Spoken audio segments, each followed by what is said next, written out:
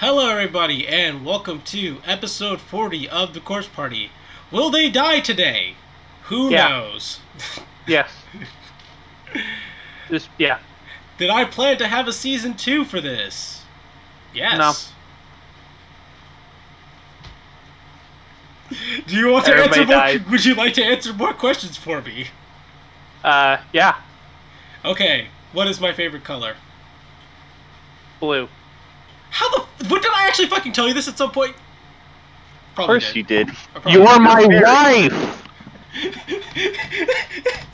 You heard nothing. You two have been married since high school. Shit. Fuck you.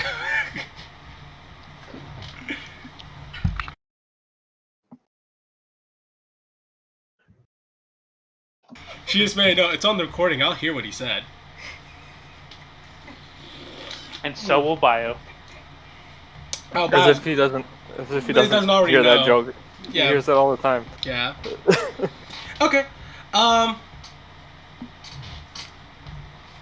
First thing that's cursory needs to be said. Zai is going to be late today. Should be about 2 hours late. He let us all know this earlier. It's not Muslim holiday. Muslim holiday, yeah. In the Ramadan, if I remember correctly. What I should say about that is I don't think that'll be too relevant. As everyone knows, Creed is not a social butterfly. He is a hidden-in-the-dark murder fly. Like a bedbug, really. It will not be too relevant because Creed is irrelevant. I'm sad to not see Creed fly. It's not. We had the entire assassination episode and it was wonderful. It was. That was actually... That was his moment in the sun. Even though it was dark. I see what you did there. Okay, so let's go ahead and just down the line. Highlights from last week's episode, starting with Kaze. I got to meet more dwarfs, and now one of them thinks I'm actually cool. This is true. Iron Fist does in fact think you are cool.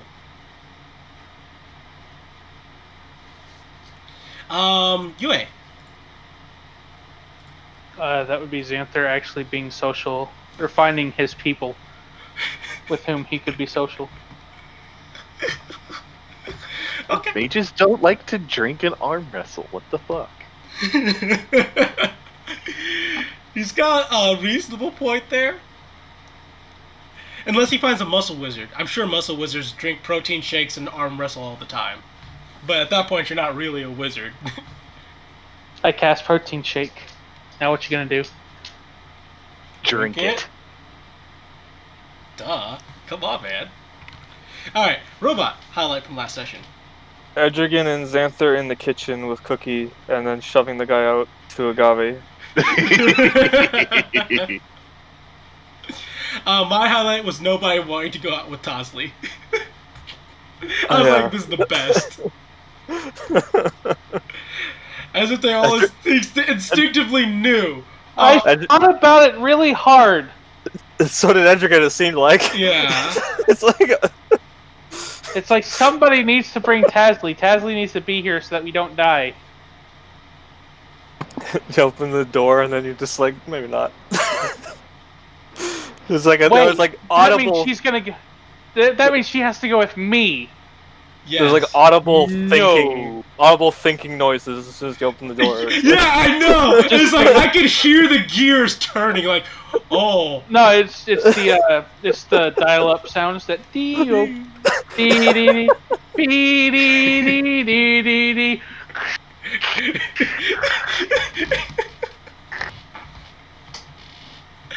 Ooh. Do you need a pillow? Okay. I need a pillow. Have a pillow somewhere. I'm sure I do. If I had another, I'm going to say Creed's highlight from last week's session is getting Cheddar to dress and drag. Yeah. I can almost guarantee you that we don't even need a democracy. That one. Yeah, that's not a democracy. That's a totalitarian decision. Those are the facts of life. Yeah. Okay. Without any further ado, let's go ahead and get back to the party where you guys were schmoozing along. You guys had just finished your interaction with Lord Windgrace when he had gloriously made his appearance.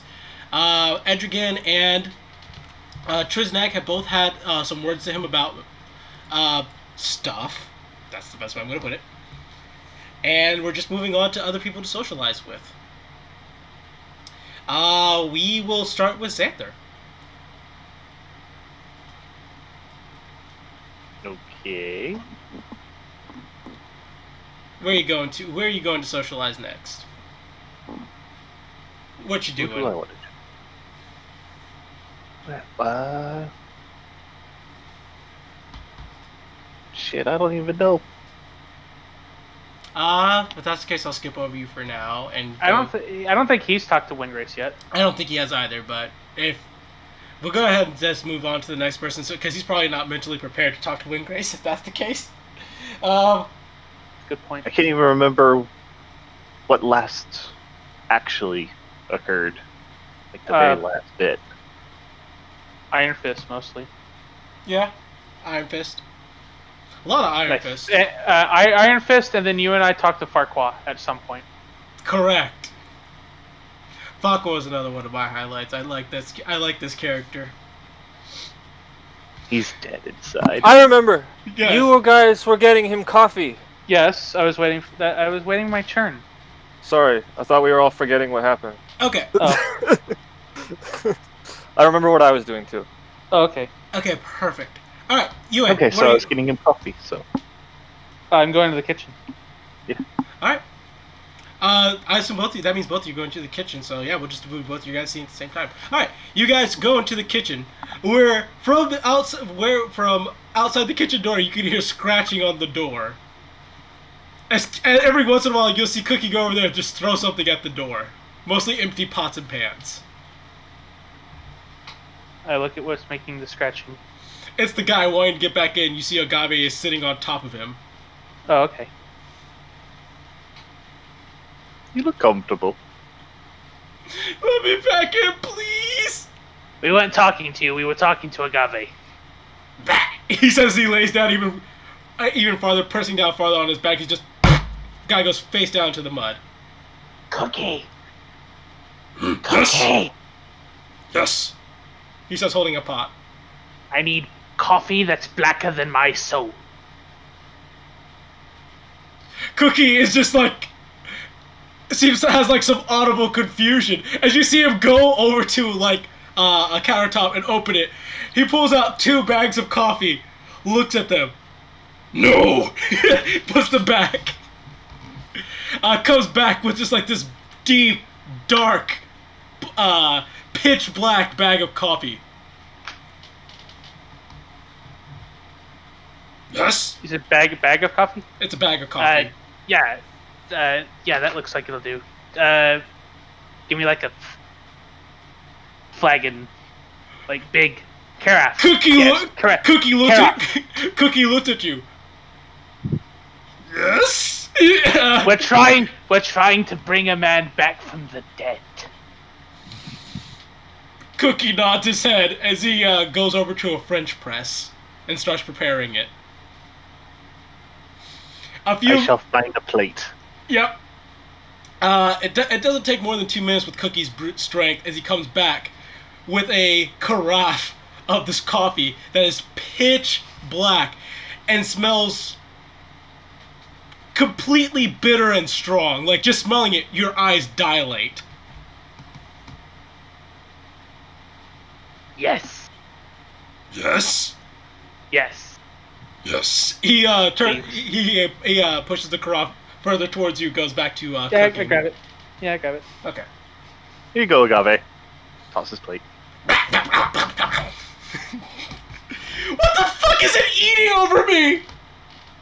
As soon as the man starts talking, he whips his tail down. Smack! Blah! Just be glad it's not the horse.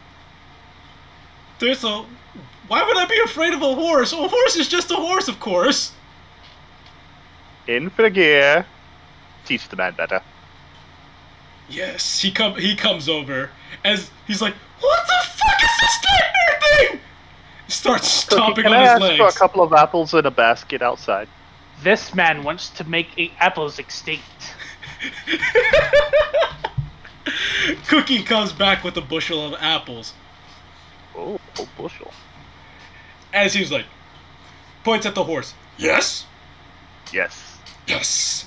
He goes and drops the bushel, as Infigir just makes happy horse noises. I am the happiest horse alive right now.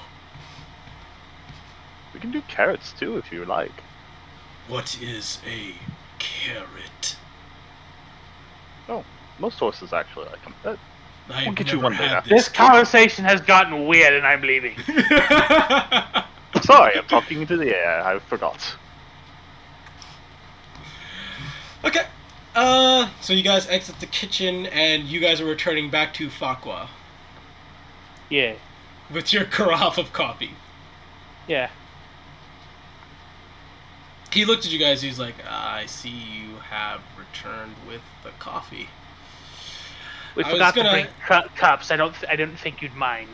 Not at all. I appreciate the kind gesture. Roll me a persuasion check. I am helping Xanther with his persuasion check. You are smart. Is how this is going down. This is how this always should go down. Well, let's see. Doop doop. But up. Advantage.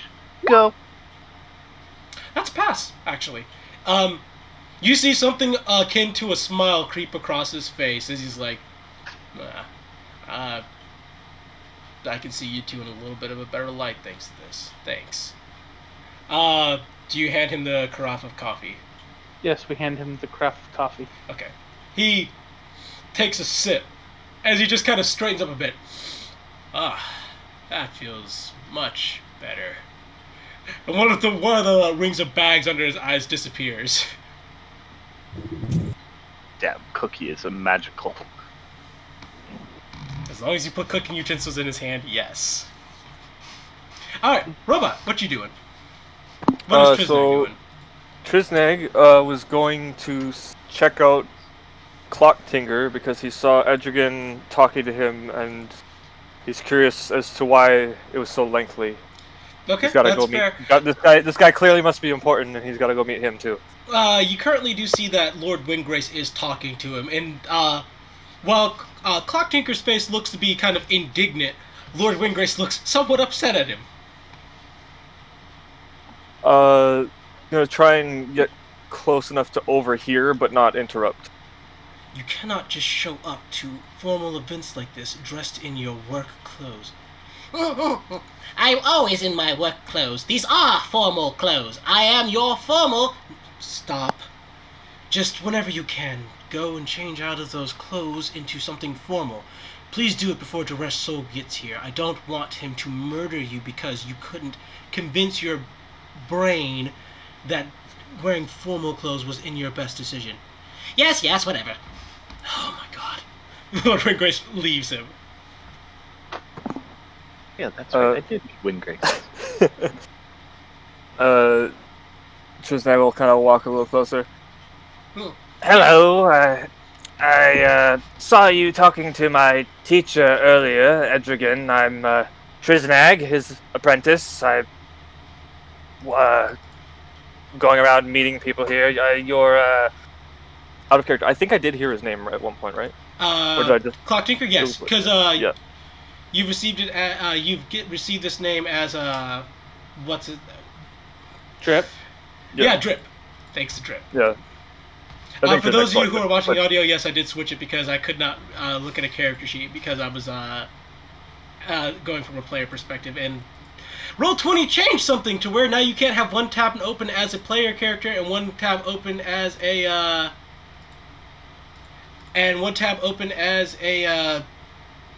GM. Thanks, That's weird. Session is brought to you by Rolled Anvil. so yeah, he would know who he is then. Okay. I presume you're Clock Tinker? Yes, and who are you? As Small I said, brain? I am... He says as he's judging your face. larger than most kobolds, I would think. Ah, yes, only by a factor of about, let's say about 2, maybe 3 millimeters. It's not quite the degree that your, lovely lady next to you is. He says, giving a bow. My goodness, you are at least 10 millimeters more than the average size. I'm very uncomfortable right now. Just like kind of brushes his chin, seeming fascinated. I take it you have some expertise in the medical field then. Yes, I have some expertise in the medical field and also in the fields of science and measurement. I measure and do angles and all kinds of mathematical things. Taking note of someone's appearance and finding things out about them is useful. Indeed, it allows me to figure out the flaws in human beings and other such creatures when I meet them. Such as that not Xanther. Xanther actually was, in terms of a physical specimen, he's actually quite impressive. A little bit lean on the side of things, which is a bit curious. Edrigan, of course, being a large-brained individual. The one called Creed, however. A bit of a nasty bit of business there in the brain department. Can Creed hear this? I don't know, where is Creed? From what I remember, I did get mocked by him already. I know that. Yes, you did. So I'm not exactly sure where I would be. I know I'd be close. I already told Edrigan about the Jane being a candidate, and that's about it, I think, last session.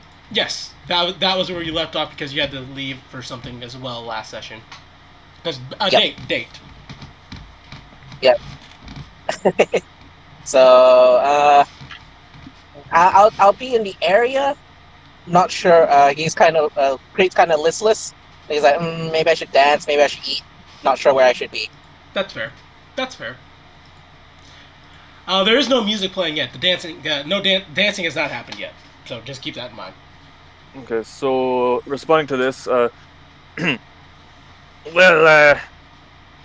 despite my lovely wife Mile having much more brain capacity than me, I am trying to use every inch or millimeter in this case that I do have, and it sounds like we might get along. I overheard you and Windgrace talking. I, too, tend to stay in my work clothes, though obviously right now I'm not.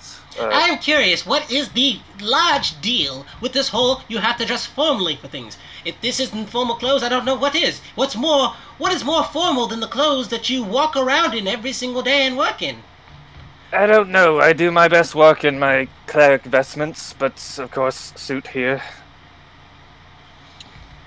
So, since we both have some interest in the medical field, I do wonder if we couldn't share a few moments to talk about such things. I am interested in what you've gathered about my companions, and also I'm a little curious about what you could tell me about myself that perhaps I missed. Of course, certainly. I've already reported some of this information to Windgrace as well, mind you. It would appear that Xanther, from my calculations, has more traits that are in common with certain, and not to incite panic into you, seeing as you are an associate of his. Mm-hmm. He has, quietly whispers, he has traits that are very common with the undead. I think he might be a corpse. Oh, well, probably the most animated corpse I've ever seen, then. Not the most animated corpse I've ever seen, so to say. This is quite a cause for alarm if such a thing is actually true, though. It could incite a panic here. Lord Windgrace is not too fond of the undead. Well, I would say you're likely the most observant in this whole room right now, so if we keep it on the down low, I doubt it would cause too much panic. Roll me a persuasion check. Oh, God. Alright, here we go. Oh, shit! You are absolutely correct, and I appreciate your keen insight to my observation skills. Very few people give me compliments for it. It's upsetting. I digress, though. This lady next to you, is she she's your date, yes? Yes, this is my lovely wife, Mile. My. That name is very familiar. You've pissed off Lord Windgrace quite a bit in the past. Oh my god, this follows me everywhere. Yes, I was on some bad terms with him, apparently. I paid reparations. Yes, you paid reparations. And my book, that makes you pretty okay. Also, the fact that you have a big brain is very intriguing. I'm curious what kind of thoughts you have in that big brain of yours. Maya, I'm feeling uncomfortable again. Mile, if you'd like and you're uncomfortable, you can split off and we can meet up later. I'd like to spend a little more time with Clock Tinker here. Not a problem at all. She gives you a kiss on the cheek. I'm gonna go hang out in the same party with Yeldir and Musaran and Kael. Then you can come get me whenever you want. Sounds good. I'll be there soon.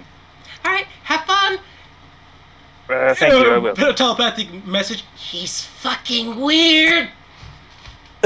He'll reply back. Weird can be useful. I mean, look at me.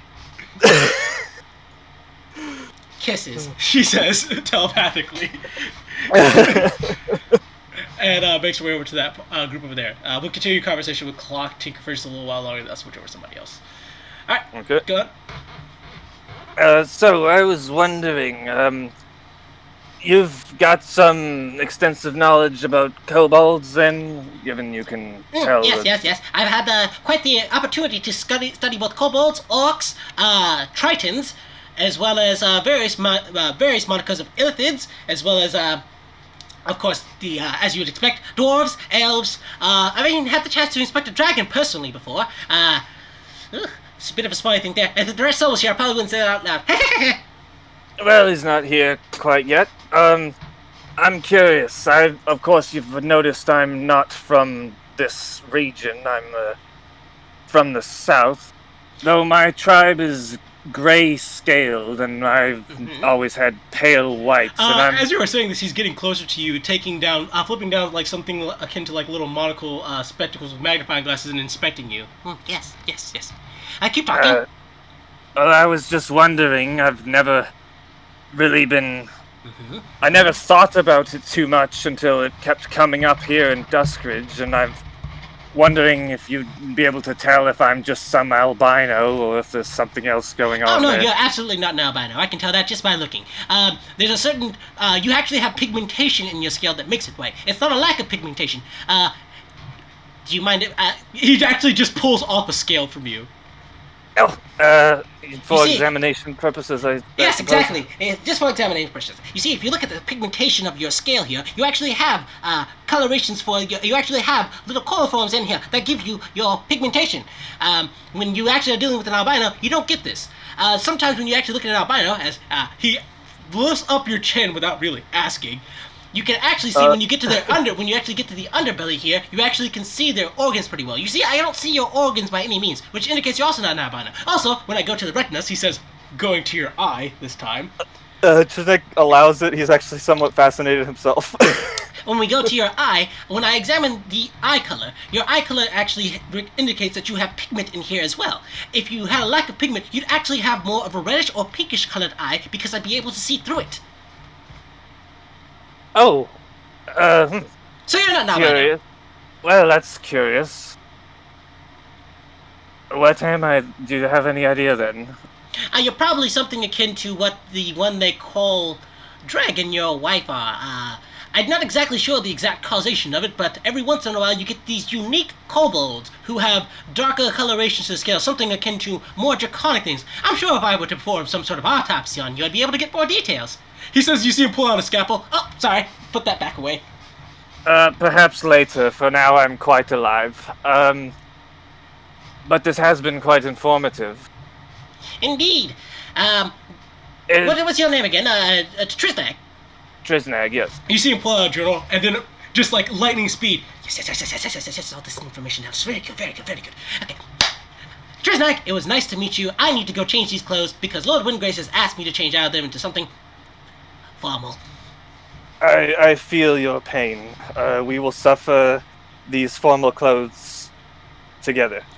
Indeed. He offers a hand. I believe I have made a friend today, though.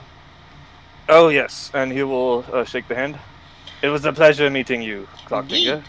I look forward to how you, well, how things fare for you later. Bye! He says So as long. he scurries off. Mile. Is it safe? Yes, it's safe. She walks back with the part from the group over there. She No looks black at you. guy on Yelder this time? No, black guy. Oh my god. I'm just looking, he was so handly of you. You okay? Yes. I asked the question that got him examining me. Not an albino, so there's that. Yeah, no, you're not an albino. Right. You are, right? Huh? No, I'm just Like, making sure you're not an albino, right? Oh, no, I'm not. Okay. Okay. Wanna go hit the hors d'oeuvre table? Yes. I've been walking and talking so much, I've forgotten to eat. Again. Let's do that. Alright, so you and her head over to the hors d'oeuvre table, and at that point we're going to switch back to Yue and Kaze unless... no, Zai is not here to say stuff. Okay. Back to Yue and Kaze. What are you guys doing after you give Fakwa his coffee? And you see him just kind of stand up a little straighter. One bag under his eye seems to, like, magically retreat.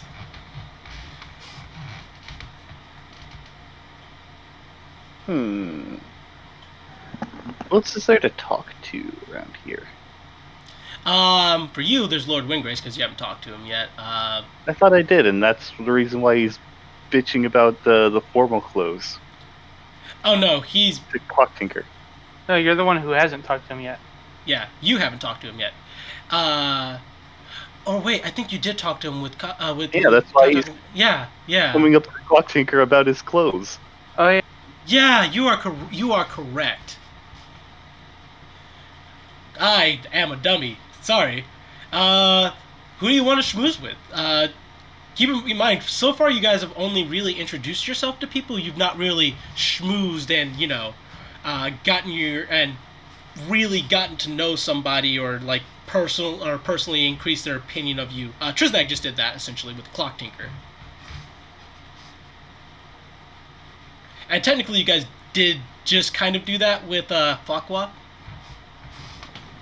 Yeah. The coffee was a good gesture. It really was. Hang on. I had a thing. I gotta look for a thing. Okay. I guess I'll go back to the dwarves then. Seem to be making headway over there. Alright. Who are you looking for? Jane or Iron Fist? Or are you looking for Clock Tinker, who you could easily see has just left the building? Well, we'll go with... Well, actually, we didn't get to talk with Jane properly, have we? Let's go talk with her. Alright. So you guys go over to Jane, who's actually managed to separate herself away from Iron Fist, as has been crowded by a few more people at the moment. As a matter of fact, it appears there's quite a dense crowd around him, enabling people from having a direct word with him. So yeah, Jane is open at the moment, sitting at the bar, sipping on a beer. Not quite the same as back at the tavern, is it? No, not quite the same at all. This is too formal for me. This is actually why I moved away from the Red Peaks in the first place. I don't like parties like this. I like a small little tavern where I can sit around and arm wrestle people, make a couple of crude jokes, and then go home and sleep quietly now that my pa's dead. Damn, I love that silence, actually.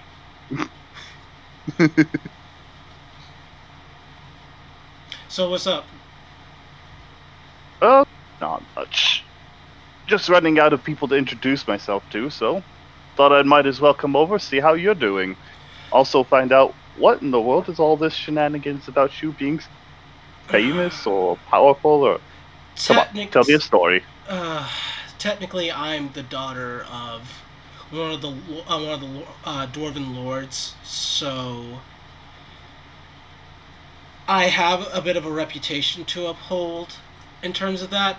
Like I said, I left home with my da in order to get a new life away from all that crap and just pursue a simple life of blacksmithing.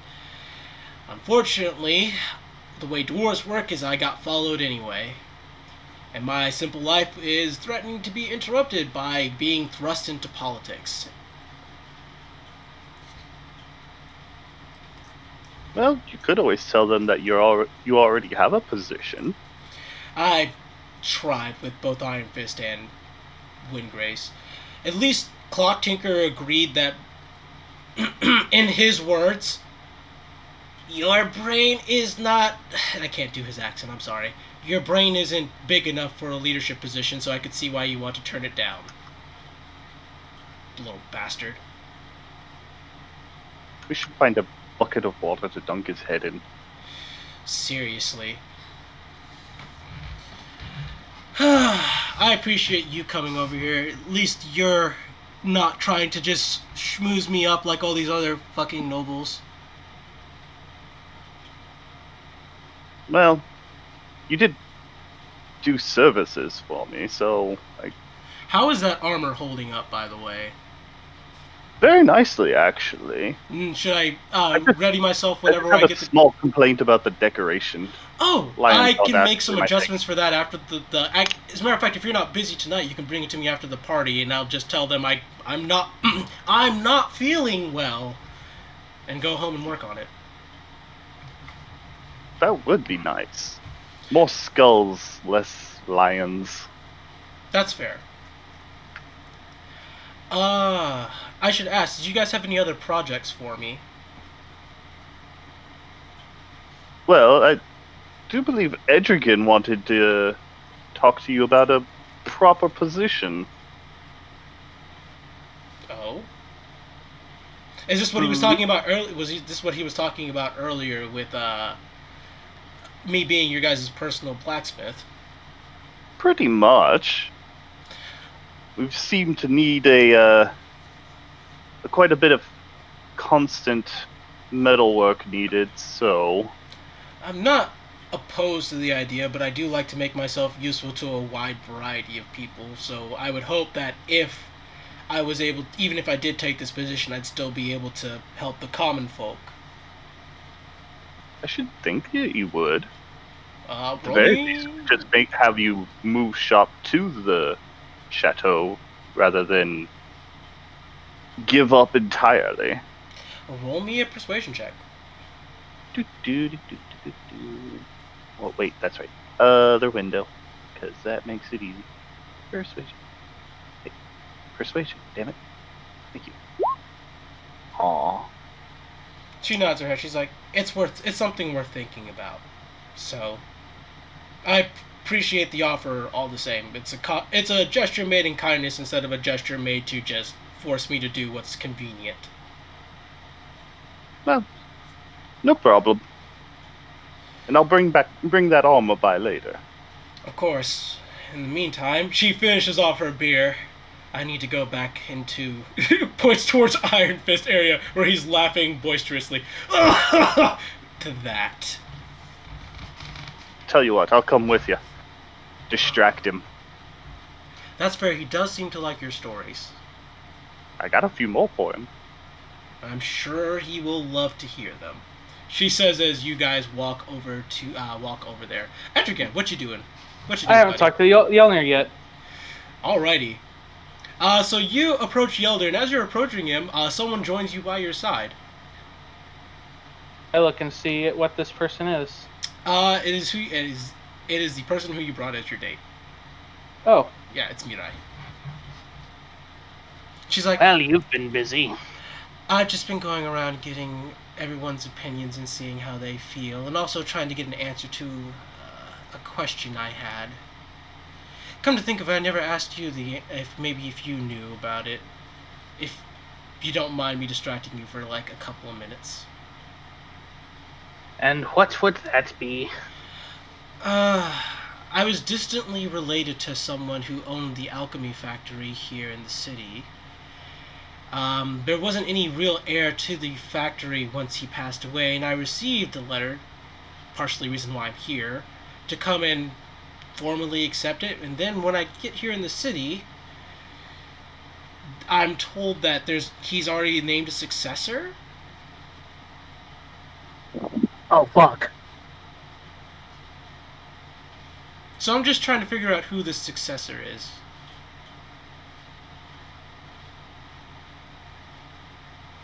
Wait, are you talking about, I don't remember his name. Start with an A. Yes.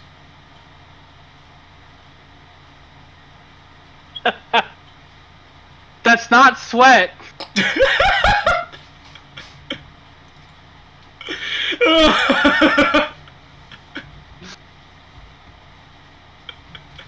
Damn it.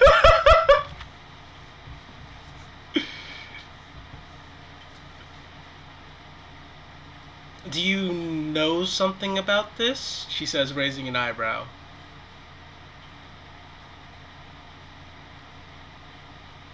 Trying to think. Alchemy.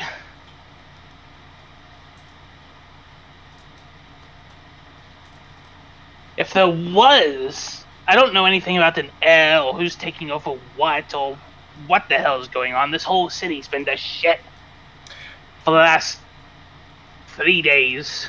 I will allow you a deception with advantage. I just know that Archon was some insider with the, what's his face? White Orchid Order. The White Orchids, and I hate him, and I don't give a shit about any of his lands or anything. Oh, Archon got tied in with the White Orchids. That's news to me. Rather depressing.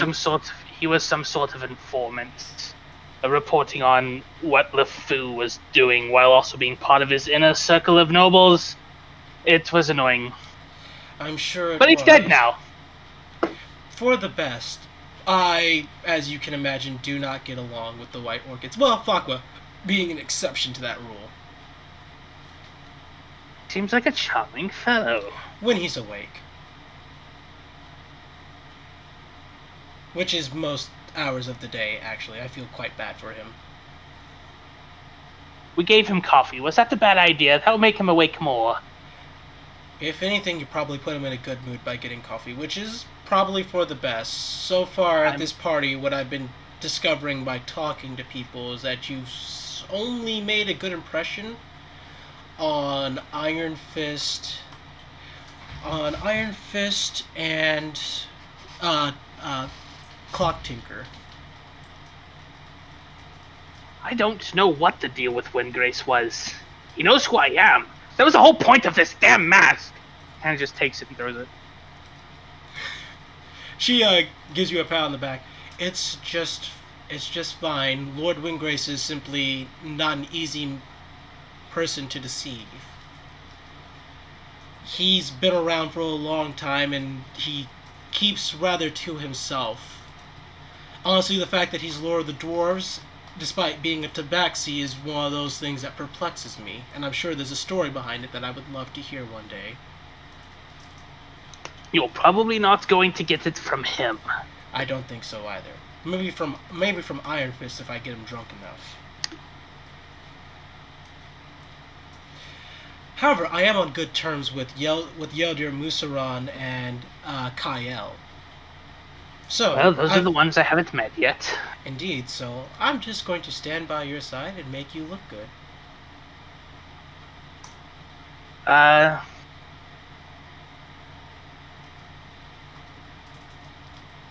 Do I make the joke? Do I make the joke? Do I make Yes! the joke? Yes, you do! Then you are filling your role as date quite well. She gives a smile. I can only try. Alright.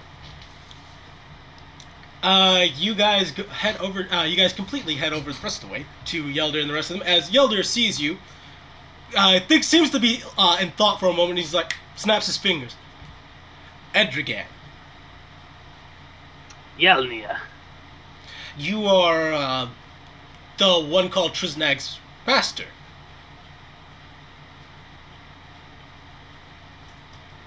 He refuses to call me such. But yes. And I see that you are also friends with Mirai, a old friend of mine. He says as he gives her a bow, he's like, we've already had our conversations, Mirai. She's like, of course, and it was nice making pleasantries with you again. This is Edrigan. He is a close friend of mine. Ah, a close friend of Mirai's is a person who I would like to have a close friend as my own, then. Come, he says, gesturing for you to come forward. Talk with me. Then I come forward. So, tell me a little bit about yourself, Edrigan. I've heard some things from Daresh Soul and a few things from Dreg, but nothing beats meeting the man in person. To be quite frank, it's a little unnerving that Daresh Soul is spreading information about me. I have no idea what he actually thinks about me. He thinks you're entertaining. I suppose that's the best that one such as me can hope for from one such as him. He gives us a little bit of a snicker. He's like, my master is constantly in a state of boredom. Finding entertainment is pretty much his goal in life at this point. I see.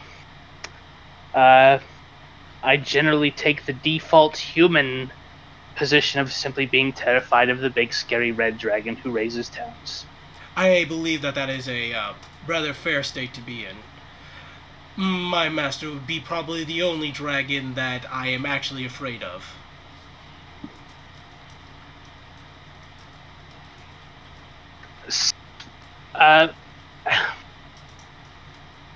Speaking of,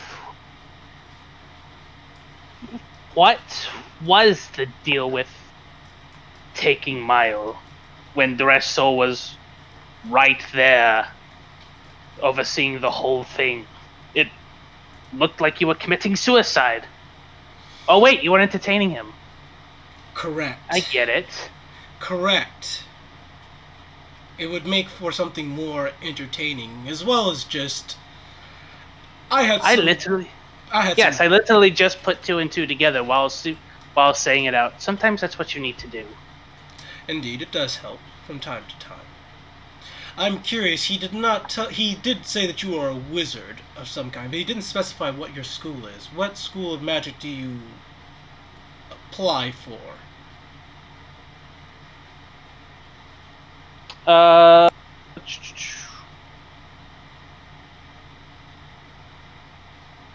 Can I do that thing that I never do and roll an insight to see what his...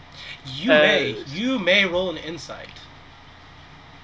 You know, the thing I'm supposed to do, like, all the time.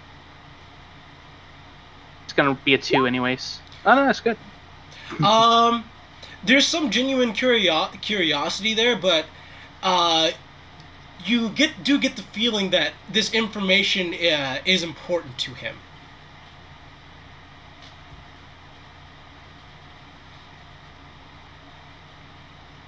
Say, it's not a very common branch of magic, but it does tie in with some of the work that Mirai does, which is actually how we met. He gets his eyes flash for a bit. He's like, I see. As he very lowly says, it's probably not the best idea to let other people know then, so I understand the subtlety.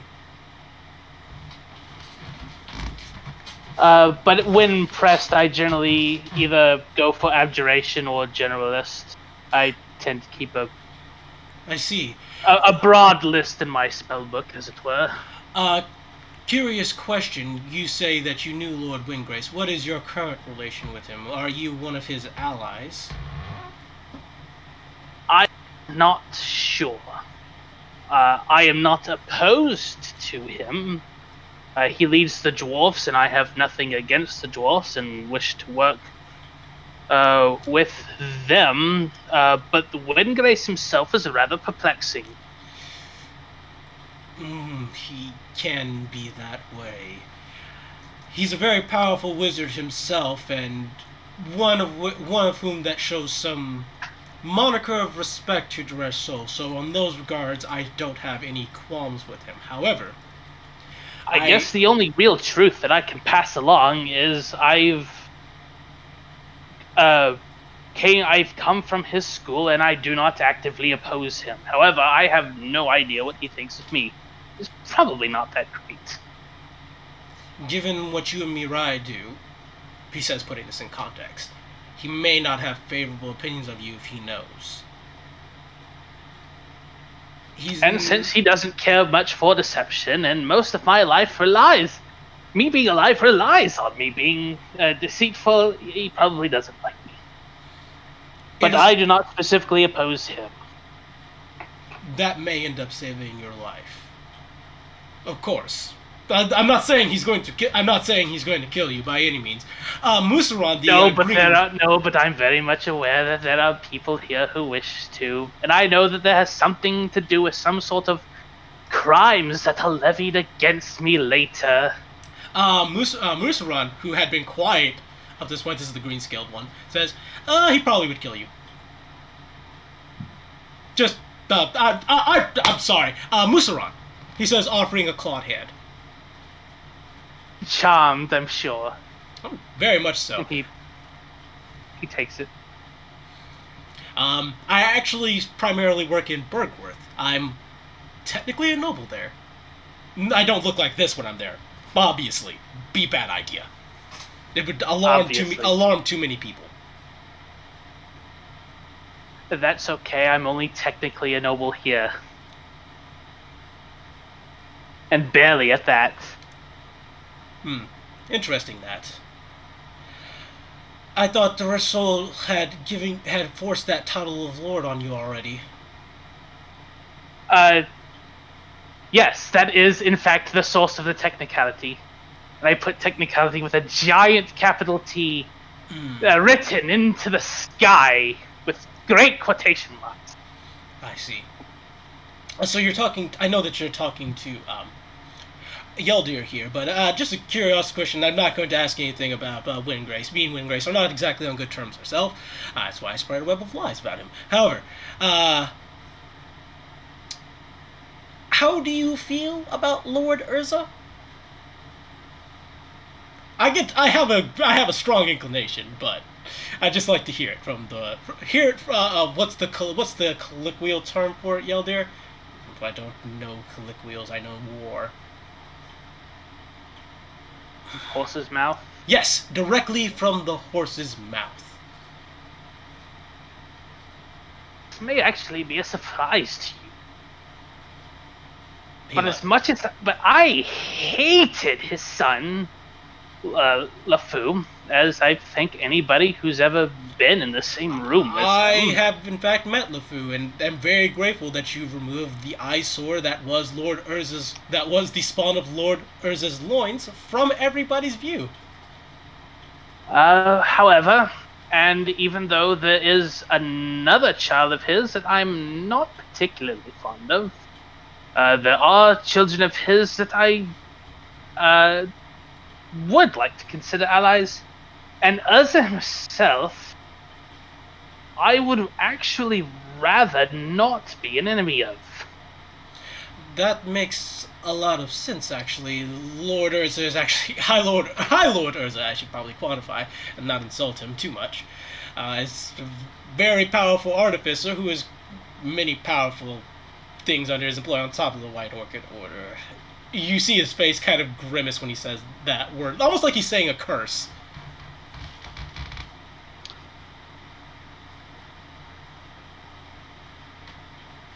I understand why we'll probably never be on speaking terms. However, I do hope that one day we might realize that there are things that we can accomplish together. It takes several centuries, but... Are you talking about... just as me as the DM, are you talking about you and Musaran, or you and, Urza? High Lord Urza. Okay. I just need the context there. Sorry. I can understand how that might come to that conclusion. Nonetheless, how do I put this? Enjoy the rest of the party. I think I've gotten everything I've needed. Roll me a persuasion check.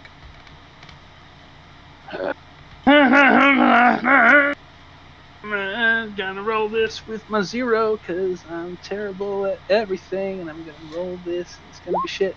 It's 3. Enjoy the rest of the party, he says as he kind of turns around to go talk to other people, as does Kyle, without saying a word. But Mustafar doesn't. Muzaran doesn't. Yeah, Musaran doesn't say anything as he just kind of turns to enjoy the rest of the party. He leaves too. Yeah. Okay. Yelder is still there, as he's like, Musaran is also another person who's quite loyal to Jaresh Soul. Another gift from Tiamat. What's Kyle's deal? Kyle works in subterfuge for him, spy work, mostly in the White Peak Mountains. He's not too happy to be back here. Where have I heard of White Peak Mountains before? Is that Triznag shit? It's related to something with Triznag, yeah, it is related to, it's where the ritual book for reviving Triznag's master is. Oh, okay. Oh, yeah, the vampires. Yep. Oh, that's interesting. I might need to talk to him later. I was told I might have business in White Peaks sooner rather than later. Makes logical sense.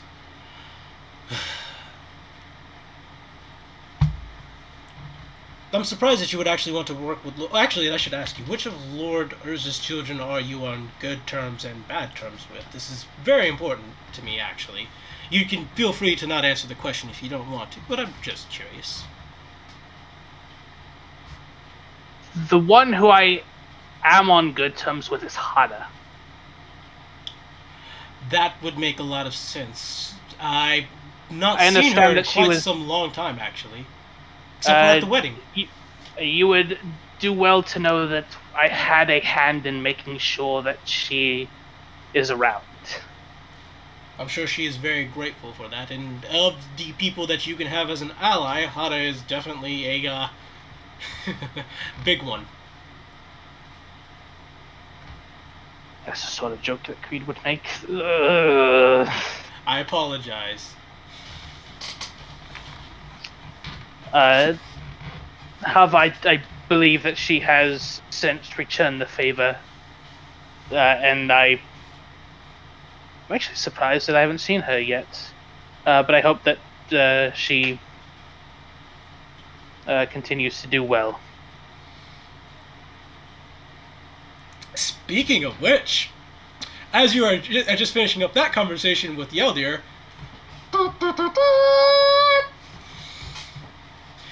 introducing His Greatness, the High Lord Urza! As, once again, the silver golemish looking body with Lord Urza's face walks in. At one of his sides, you see a silver dragonborn. At the other side, you see Hada, with another familiar face standing probably somewhere around halfway shin height next to her.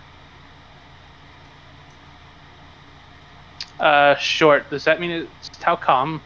No, it's Drag. See, I was hoping that I was gonna get 3 guesses, Nah. and then I was gonna say Dak, and then I was gonna say Drag. I knew that you knew, and I just decided to save Okay. time. That's fair. Has the time really been saved though? No, because I had to explain. Sometimes explaining the joke is the joke. Yes. Alrighty. Right. Lord Urza immediately heads to where Fakwa is. As you see High Lord Windgrace slowly stride his way over to where High Lord Urza is. Meanwhile, Dreg and Hada just sort of break off as the Silver Dragonborn also follows where Lord Urza is going. Hada just kind of stands around a little bit awkwardly for a moment until Dreg essentially kind of grabs her by one of the by her finger and starts dragging her towards the hors d'oeuvres table. I start walking over to Hada. Oh, hey, we're all at the hors d'oeuvres table. That's handy. Hey, yeah. And I would say that yes, Xanther, you had after escorting Jane over to the Iron Fist, you would have been over at you would have made your way back to the hors d'oeuvres table. Are you okay with that? Okay. All right. So you guys Sure. are at all at the hors d'oeuvres table when Dreg and Hada walk up. Creed's here too. Yeah, and Creed's here too. Probably being very quiet though. Hi, big lady. That's actually really good. Okay. Drag is wearing a nice, not quite a tuxedo, but kind of like a very nice shirt. And some very nice looking pants, and that's got a very good looking brooch on it, as well as a fancy looking chrono on his wrist. Whereas Hada is just dressed in a very large and flowery gown.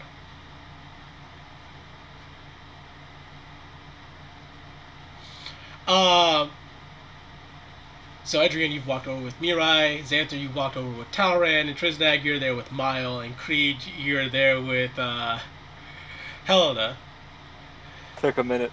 Yeah. So, Cheddar. yeah, because I was like, I almost forgot for a moment he did not actually bring Cheddar. But it wasn't for lack of trying. Yes. Dreg and Hada both actually give a bow as they say, Dreg, pleasure to see you tonight at this party. Hada, it's nice to see you guys at the party tonight. Giving a curtsy. I was dying to see who would arrive, and Well, I couldn't should've- given the short notice, I couldn't exactly call my wife, so... Triznek kind of like scratches his head. you know what? I feel like there are human taboos that are being broken at the moment. He kind But I'm of... a kobold, so I don't care. And he'll start eating. Well, it's nice to see you, Dreg, and Hada. Hada, I actually appreciate that Uncle Dreg was willing to take me, because if not, I was going to have to go with my brother. Oh dear. Which one? She points at the silver scale dragonborn. Right. Yeah, that seemed a bit too awkward for me, and Dreg was needing a date and didn't want to go to the escort service in town, so he was willing to go with me, and I appreciate that. It's going to make the dance awkward, though. Dreg... I feel like I would need an entire room's wall to actually figure out your family tree. So if I wanted to talk to your brother on a scale of 1 to 10, how much is he going to want to kill me right here?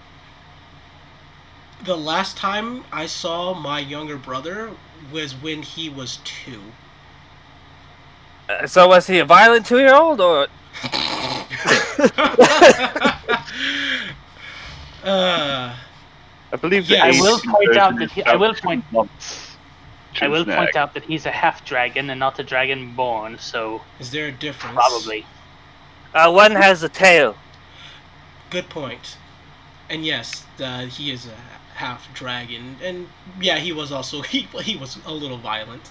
Thusly, why he became father decided he would become the leader of the inquisitorial forces.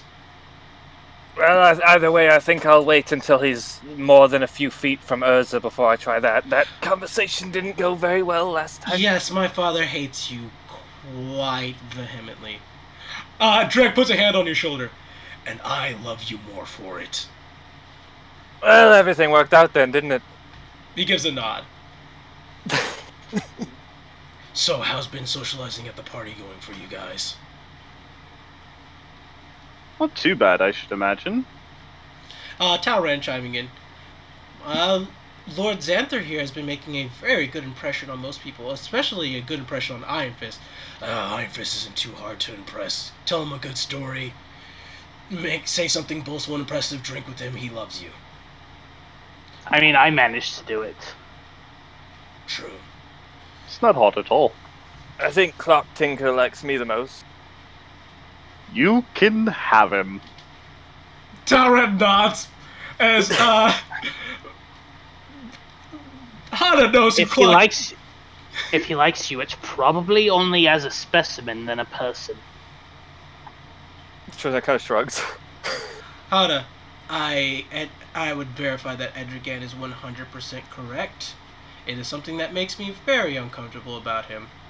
If he wanted to examine me, If my physical features are fascinating to Clocktinger in a party where two of the most powerful people practice eugenics, then I'm fine with that. Hana.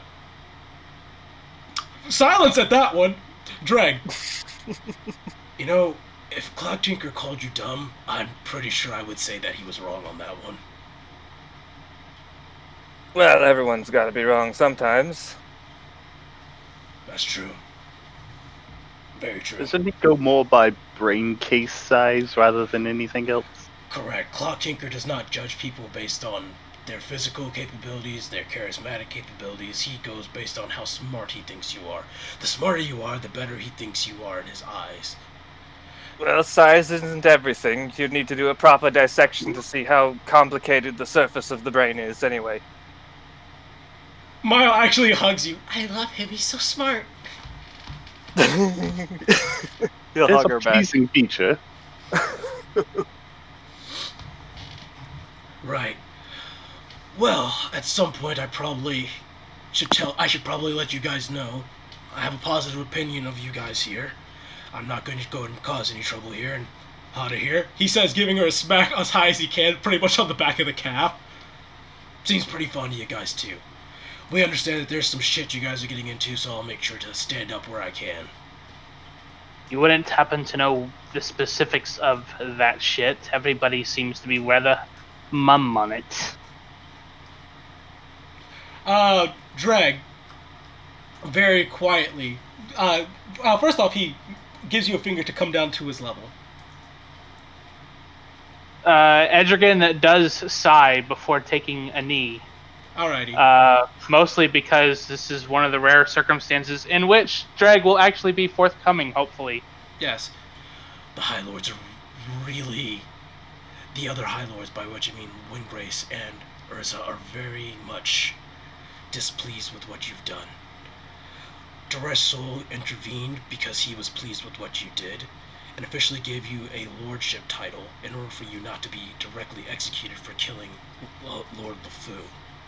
However, there's still some deliberation that needs to be done in association with that. Getting on the right foot with all the people here is very necessary. You want as many positive opinions for you as possible. Otherwise, you could end up executed, fined, or jailed. Well, that makes sense. I think the only one who doesn't have a positive opinion of me is the other High Lord. He gives a nod. I apologize that no one has been so forthcoming with you, but I assume they wanted it to be a surprise, but there are only two big surprises that need to happen in anybody's life. Well, Farquhar I can understand. He works for the man. Buck was actually... Drake actually puts a hand in... He was my friend. Still my friend. Really good guy. He needs a fucking vacation, though. I would almost consider killing Urza just so he can have a vacation. I gave him coffee. You're a good man. He needs a lot of it.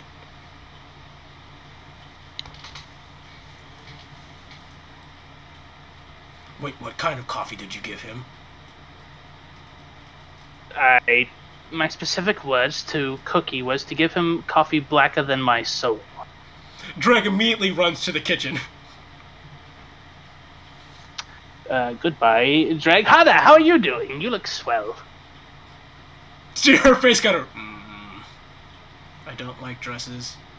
I don't like. I was about to say, this is a once in a lifetime thing, isn't it? Twice. I wore a dress to Trisnag's wedding as well. Nice wedding, by the way. It was quite lovely. Mom would you- nods. and only because Father asked me to wear a dress to both these events. I imagine it's preferable to LeFou's tube. Anything is preferable to that. My father still has yet to offer me an apology for me ending up in those circumstances, and I'm curious if I'm ever going to get one. Speaking of LeFou, is there a funeral? Has the body been recovered? What's going on there? It was transported back to Dominaire. There's going to be a formal funeral there.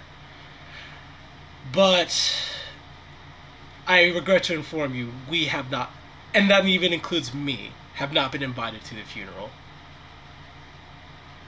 Oh, I know. I was just curious about the status of it.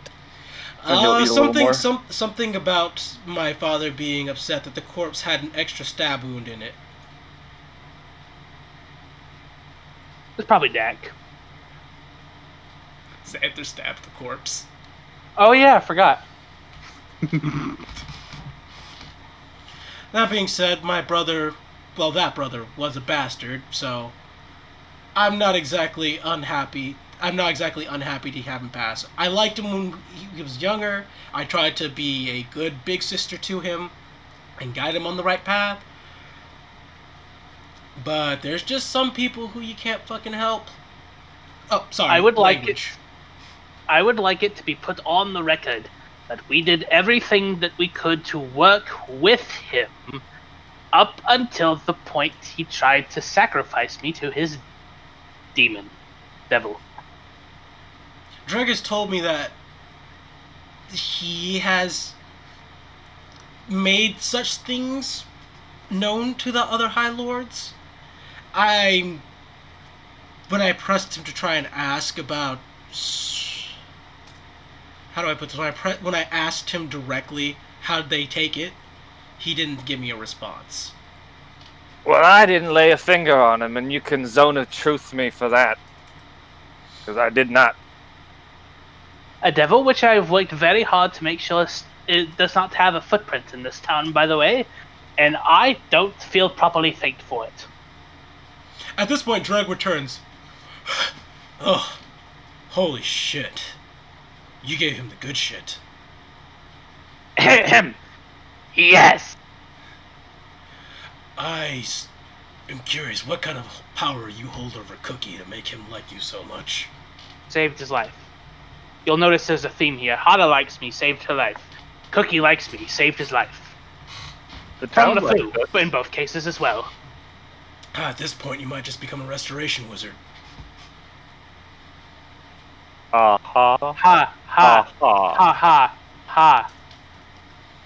What is a perfectly valid school of magic?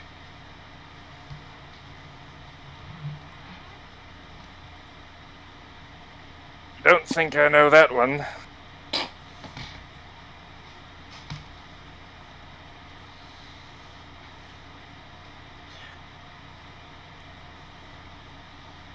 Well, if anybody can raise Farquaad from the dead, then all things are possible. See, in that regard, I think you are a necromancer. He's been dead Who'd have inside. thought? He's been dead for years. But he does look a bit more lively over there than he normally does. We may actually get a dance out of him in this party. And that's something I haven't seen him do in years. Start playing drum and bass.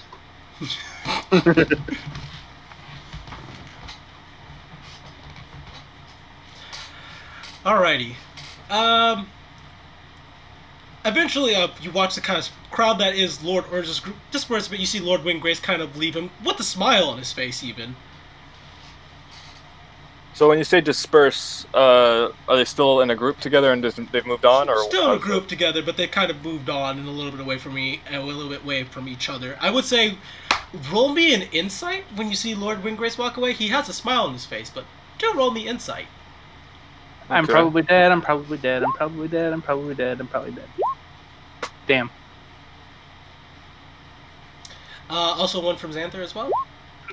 Alright, Xanther is the pass. That is the. He does a very good job of hiding it, and it's very hard to tell in the first place because he's a tabaxing. Obviously, cat features on his face. Only Xanther got the pass. That is a fake smile. He is not happy. Oh. It's not good. Or is it good? Of course it's not good. He wants us dead. If he's smiling, then that's bad news for us. He's not smiling. What? Look at his little cat face. Yes, look at it for half a second. With Xanther, of course, providing the insight to you guys, you indeed can tell that is not the smile of a happy person. That is a very fake smile put on airs for a party. Why am I so bad at this? It's okay. I kinda liked this sort of thing. I think I shall go have a chit-chat with the kitty cat. Talrand, make Yeah. it look good. Yes, my lord. She says, tightening her grasp around your shoulder as you guys go to Windgrace. Mirai, who's been with you the entire time, but it's just been quiet. She's like, I'm going to go talk with Lumine for a little bit. Okay, one was that? which one was that again? That is the silver dragon, half dragon. Trisnag is going to try and stay nearby to see if he can overhear anything that would give him an advantage when he's going to talk to it later. Edrigan, meanwhile, is simply going to go with his date. Perfect. And Dragon Hada actually are going to go over to where Iron Fist and stuff is, just in case. They're not staying by the hors d'oeuvre table, they're leaving. But Pig's in a blankie. You know Drag got pigs in a blankie. Alright. Yeah, you should probably follow Trisnag. Would be to your benefit. We're actually starting with Xanther, though.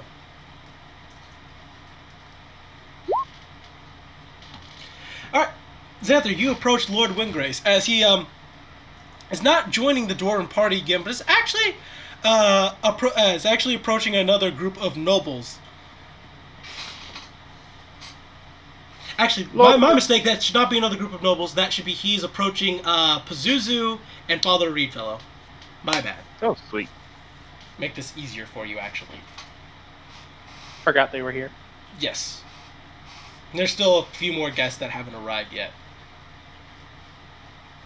Lord Windgrace, starting to regret putting that herb in the drink? Was it that obvious? Apparently not, actually. Good job. Insightful. I'm So- not the biggest fan of High Lord Urza. The situation that we are in currently is tentatively his fault. And I am not unaware of this. Well, naturally. So, what did y'all have to have a little discussion about that made you so upset? Roll me persuasion. Wrong button. Again. Persuasion. Go. Too good. Yeah, that's good. Good. He rolls his eyes as he's like, he was asking me how I felt about our deliberation on what we're going to be doing later tonight. We had already come to private agreements about this with the rest soul at another point, so him talking to me about it again was simply unnecessary and a waste of my time. He also asked me how my mom was doing. Really? This is with the information that you know. This is with the information that I know? Remember the information that you were given, that High Lord Urza wanted to have relations with his mom and his daughter. He wanted to eugenics a cat. Oh yeah, that's right. Ew. Very much so. I think he did it purposely to irk me. Nonetheless, I won't let it completely sour my mood for this party. I have people here that I need to put on a good face for. People who are right in front of me, he says, turning back to Father Reedfellow and Pazuzu. Father Reedfellow, it is a pleasure to meet you. I've been told that you have some questions for me. They can wait, he says, raising a hand. Pazuzu, yes, they should wait. Interesting that you didn't come with a date. Father Reedfellow looks to Pazuzu. Yeah, I did not come with a date. Pazuzu just face palming.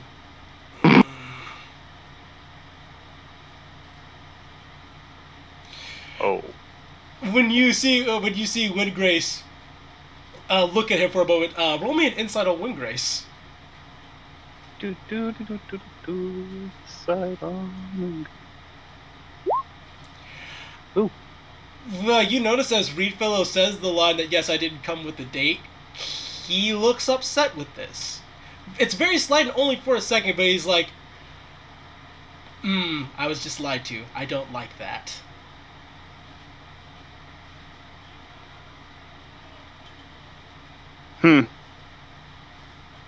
Well, He's like, you are ridiculously busy usually, so. it's true. I don't really have time. Well, as a father in the first place, I shouldn't be having relationships with anybody, so. I mean, all you do is stand next to. Well, not stand, but you have an office next to Pazuzu. It's, Correct. Me and Pazuzu, Understandable, of course, you me two and are here Pazuzu's together. relationship is one of just strictly business, though he has been kind enough to, and thank you for providing Reedfellow with the opportunity to do this, by the way, is strictly because I need an escort for tonight, and I wouldn't want to go into an establishment to pick up a female escort and get any ideas amongst the people. You see Windgrace's face kind of loosen up a bit from that moment. He's like, oh, that's what that is. That's very fair then. Pazuzu, I don't think I've ever met you before, though I think I've heard the name in reports. Pazuzu rolls his eyes. He's like, it's better that you don't know too much about me. Probably get to know Xanther here better. He's a very fine gentleman.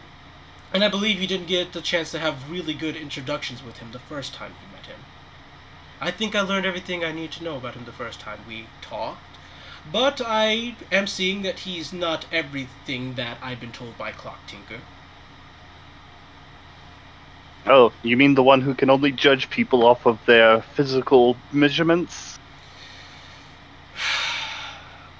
Silly man, doesn't even realize Triznag is more intelligent than he seems. You'll forgive Clock Tinker. He never went to social classes like you or I, or some of the more social classes that a lot of wizards are taking nowadays, as we find it necessary to take social classes to associate in noble courts. He instead doubled down on focusing on his studies. It makes him incredibly smart, and he can tell a lot of things with just snapping his finger, a quick glance. But it leaves him a bit socially inept. It does blind him a little. Indeed, he didn't offend you too greatly, did he? Oh, of course not. I don't exactly like the little man, but, it's not like I'm gonna go out and make trouble for him. But it's unfortunate. Clock Tinker, despite his social failings, is respected in the Dwarven Kingdom. Having him as an ally would actually be a good thing for you. He's at least very useful to me. Oh, undoubtedly. Well, Father Reedfellow, Pazuzu, Xanther, it was nice to talk to you all again. Definitely shed some light on a few situations for me. I need to go and talk with, he says, looking over to the dragon corner, essentially, them. Oh, good luck. Kind of curtails it out as Pazuzu immediately turns to Father Reedfellow. Do not lie to Lord Windgrace. Ever. He hates liars.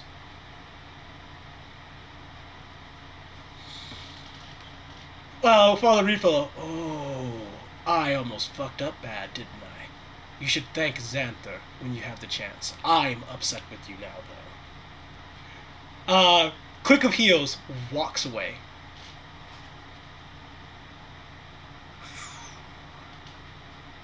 I Oh need dear father.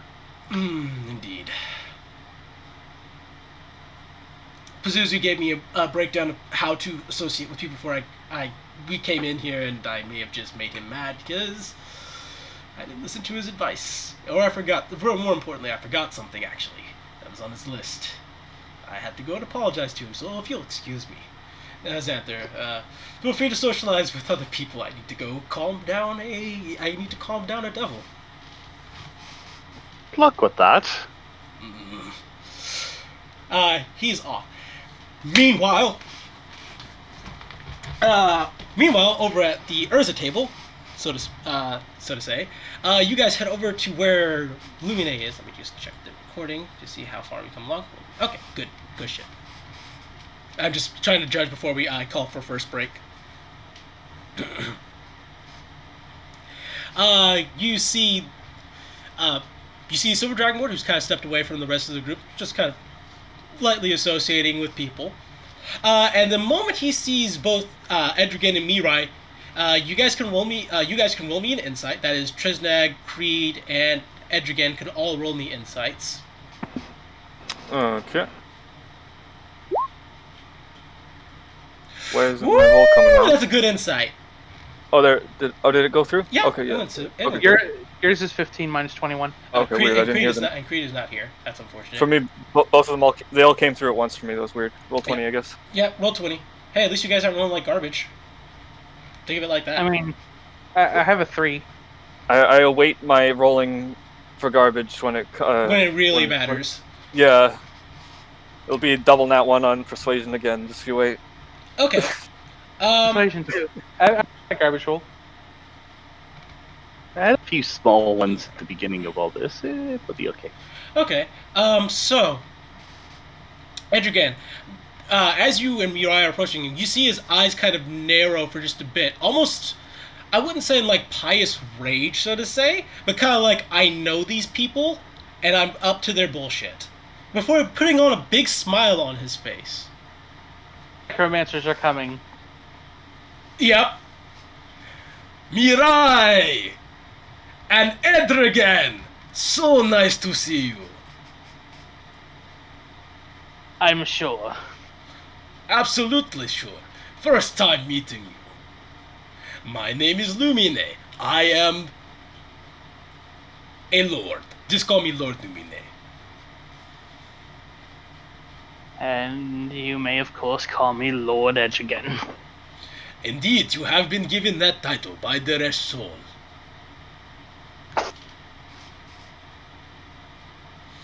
So, I'm assuming you came over here just for introductions. Mirai, I came to make pleasantries, as did my date here. Oh, you brought him. You guys are dating, too. How pleasant. It makes things very easy for you, doesn't it? It sure does. So, how are you doing? Oh, this is just a smashing party so far, full of such pleasant people who just love to give their opinions. Indeed, it is a shame that my older brother will not be able to make it. Oh, who's your older brother? Give me a moment. Notebook. It's one of the ones I have written in the notebook. There we go. God damn it, the PCs keep asking me questions! No. Why do they keep asking me questions? That's Damn it! No, it's fine. That would be Lord General Heliod. He said he wanted to come very badly, but that if he did, he wouldn't probably be able to contain himself. Oh, what a shame. I was particularly interested in meeting him. Indeed, even my father truly could not make it in person. I was told that there was a great deal of surprise that I would be coming here. Do you not often make these social calls? I'm generally not expected to be anywhere. But you seem to have so much energy behind you. I try to be social when I can. Knowing the right people goes far for you. Me right nice, indeed. And I believe that you were close friends with my cousin Archon. I did know a man by the name of Archon, yes. His passing was a tragic thing. I didn't know him too well, mind you, but it was a tragic thing from what I hear. Any chance that you happen to know who he wrote as his inheritor to his factory? Because it was technically supposed to go to me, and there's a bit of confusion about that. I have no idea what you are talking about. She kind of purses her lip at that. Okay. Do I get an insight? You sure may. I'm gonna roll in insight. I'm gonna roll in insight. You gotta I'm get gonna those roll bad in rolls out of the insight. way, right? Yeah. Watch it be real shit. Nope, that's a pass. She believes what he says and seems to have come to some sort of conclusion based off what he said. Oh, I meant on him. Oh, on him. But if you want me to do another one on him, that's fine too. No, I'll give it to you. Okay. He does not seem to actually know who Archon left as the inheritor, Okay.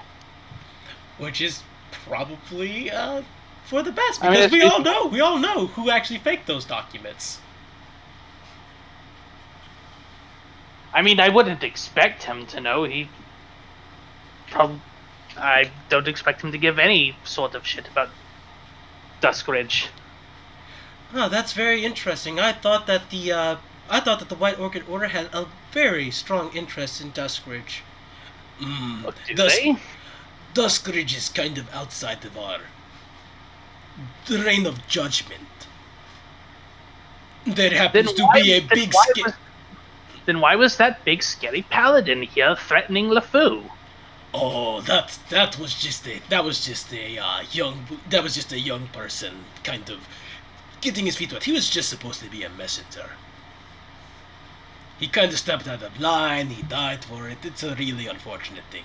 This is why we need more Xanther training. still has a sword. Oh, Xanther has his sword. Very interesting.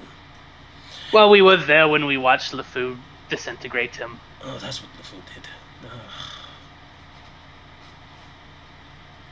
You see, LeFou had a common problem of, Anger and stupidity. I was going to say disloyalty and brashness. No one needs to sugarcoat it. I, long before my father even said so, believed him to be a heretic and disloyal to our father. I wanted to have him exiled and banished, and to have his seat and a seat of power and lord title removed, and to put another person in the seat. My father wanted to give him another chance, and well, things turned out the way they did.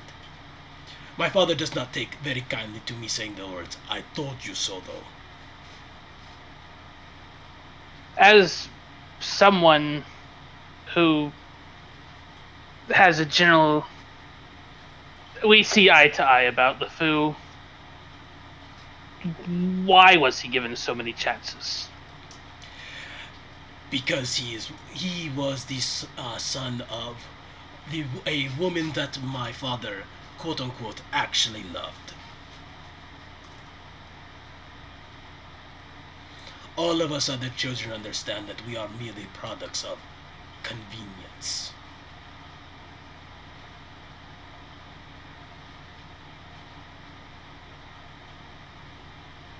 And for the most part, I do tend to like you fellas more than him. Hot Eye I particularly get along well with. I do not know much about my older sister, actually. I think my father has mentioned her briefly. He said that they have some disagreements currently, and that she was... Oh, what was that he said? he's most trusted ally between conversations between him and the rest souls, since you can't exactly have a no contact relation like that when you are dealing with a creature like the rest soul.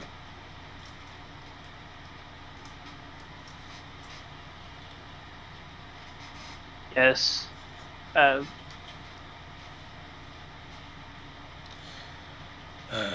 Granted, I don't. It's not as though Urza has a very high opinion of the rest either way. Indeed. My Constantly fighting each other. technically my it's really difficult to describe this. My biological father does not like the rest soul either. But that is that and this is this. Nice to make pleasantries with you, Edragan. I don't think you are a bad person from what I am seeing here. At least not bad in the regards that we can get along. I do what I can to help. And of course, Mirai, it's nice seeing you without you being on the end of a blade, without you being on the blade of one of my inquisitors. It's nice not to be murdering someone that you know closely. He gives a smile at that. Always the pleasant one. I have more people that I must mingle with at this party. You two take very good care of yourselves. I hope to see you soon. And he. Do I have to roll insight? No, on that one? you don't. That's like a 1 for an insight check. Yeah. I really, really want to seal at the end of the Hangman's Noose on fire. Yeah. Hanging and burning? Man, Yeah. I hate this. You gotta make sure, dude. Might as well press us with rocks. All What right. comes after? You gotta put the fire out somehow. Mirai turns to you as she says, "I apologize if I did not make that easy for you."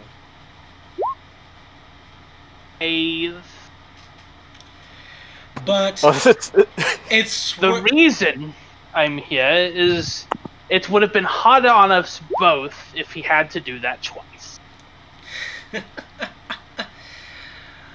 You are hilarious sometimes, Edrigan. Also smart. Speaking of doing it twice, the observing group. Oh my gosh. Alrighty. At this point, Trisnag, now is your opportunity to insert yourself into a conversation with Lumine. Yeah. Oh, geez, how do I approach this? Hello, it's me, the president of the Edrigan fan club. Oh my gosh. Hello, I'm the president of the Edrigan fan club. Have I told you how awesome Edrigan is lately? I want to kill you. No, I was thinking opposite of that actually. So, Trisnang will kind of walk up. and As you try- are walking up, Miles is just like kind of holding back a little bit. Trisnag, it's worth knowing I'm not on good terms with Lumine. He hates my guts.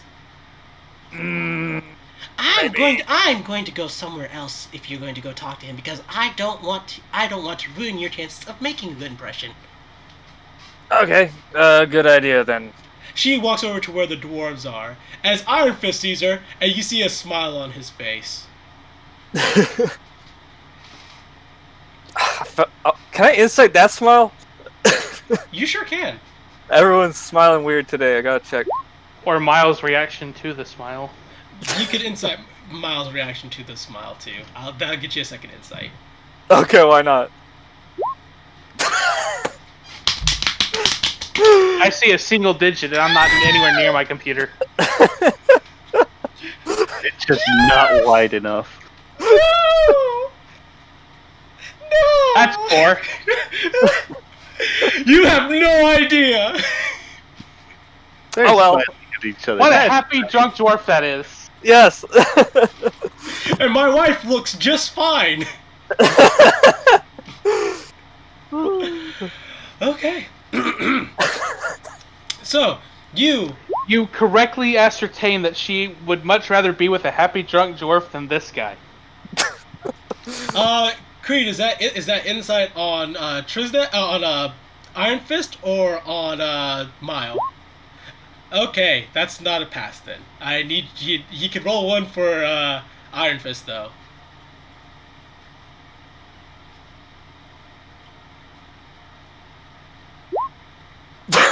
Also not a pass. Okay. Yep, Keep that's how it smiling. goes.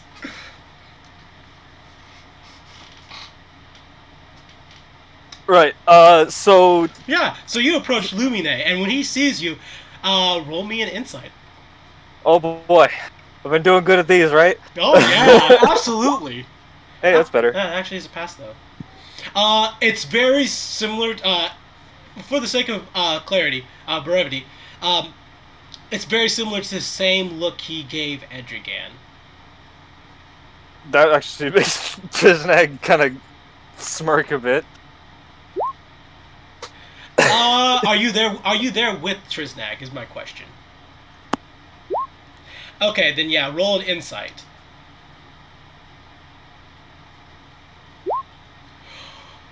Oh, he knows exactly who you two are.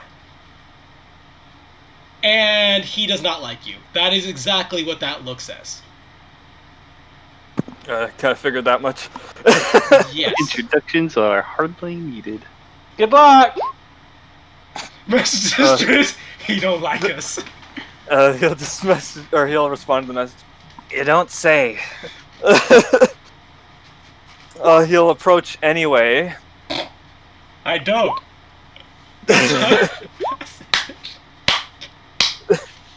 Yeah. When he sees you, hello there, Triznag. Creed, it's nice to see you. Hello, you're Luminaire, correct? I've heard about you. Lord Lumine here. Ah, yes. There's so many. I filtered it in my head. Everyone here seems to be above me, so I left out the title. My apologies. Oh no, no insult at all. Curious, why are you not with, Etrigan? From my hearings, I hear that you are his slave? Haven't gotten that one in a while. Damn. No. No. While I am his apprentice, I am far from a slave, and I do plan on not staying that way quite forever. Huh? And here I thought that Dragon Mile were the only kobolds that were allowed to... well... those kind of honors. Not from around here. You may have gathered that Oh, from the scale. absolutely. You are a white scale. I am, familiar with the white scale. I once hunted a white dragon myself. It was how I proved myself to my father. I twitch. That sounds like an interesting story. Oh, absolutely. If you don't mind, I can tell you about this story. It's very interesting. I had to travel to the Southlands in order to find a impressive enough beast. Twitching again. Well, I There have was a story a small about farming village not too far away from it. Me and a group of dragon hunters went up the side of the mountain to his cave, and we quickly dispatched of him. We didn't do much about the kobold tribe problem there that the villagers asked about. We told them they could just hire some sort of other adventurers group, but it was nice to kill a dragon. I want an insight to see if he's telling the truth or if he knows where I'm from and is fucking with me. So let's see here. Oh, I that's bad. assist on that. I'm helping. Or I will do it too. Can you roll it for me? I'm with my cousins right now. My one's at a +9. Okay. Let me find Creed. And insight. Oh, that's Iverson. Oh, there we go. 19. He's not. Trisnag, you can't tell if he's fucking with you or if he's telling the truth. Creed, he's telling the truth.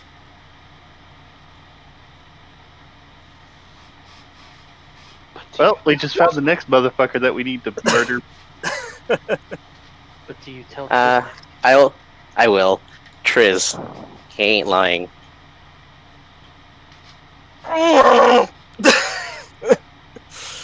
Kill. Not here. Right here.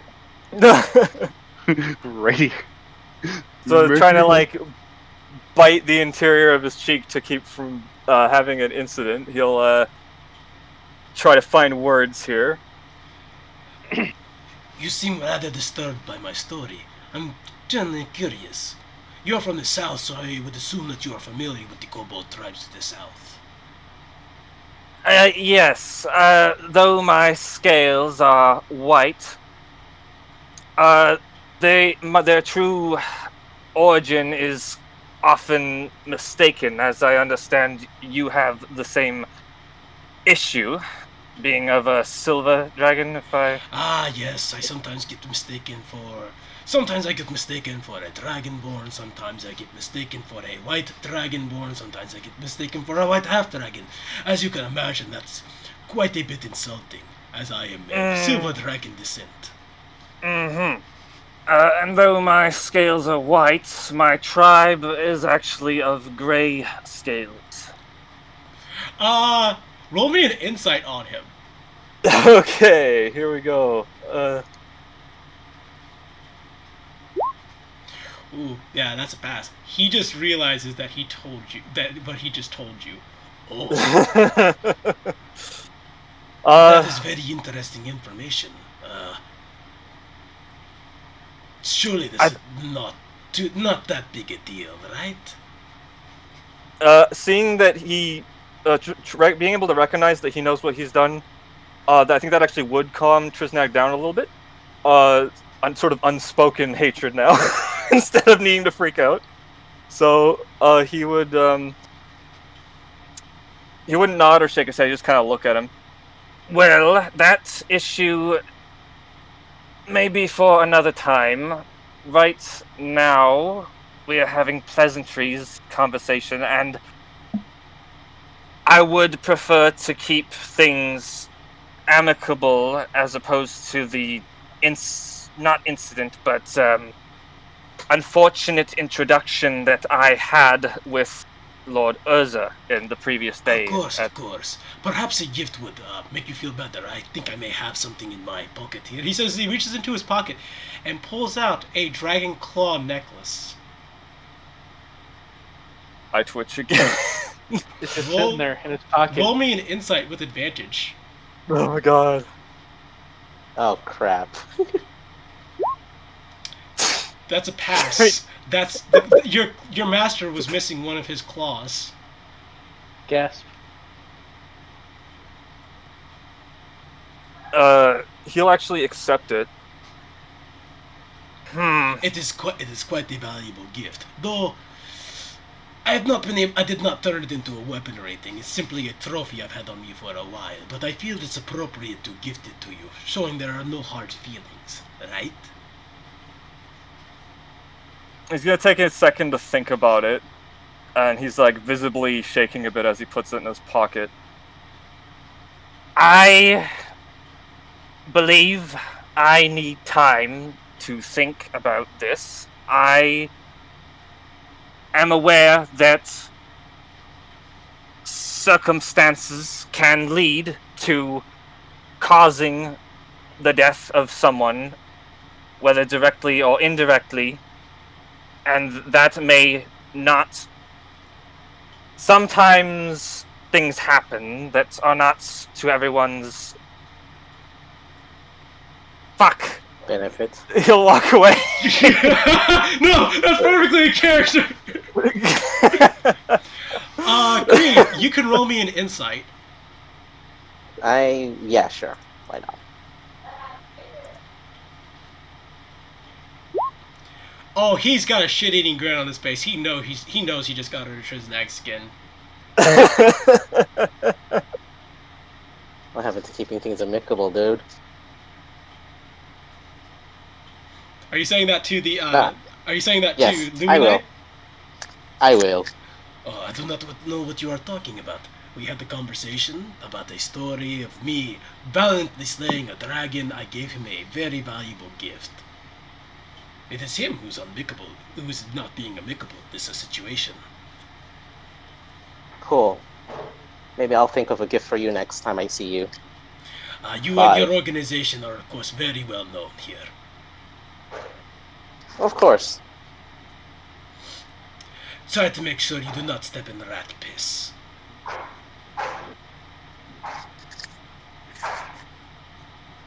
As if you're not as dirty as us. He gives a smile, and just turns the opposite direction. I need to know that smile. All right, insight. Oh, he knows your organization. You can guess from that information. He probably knows more about your organization than you would be comfortable with.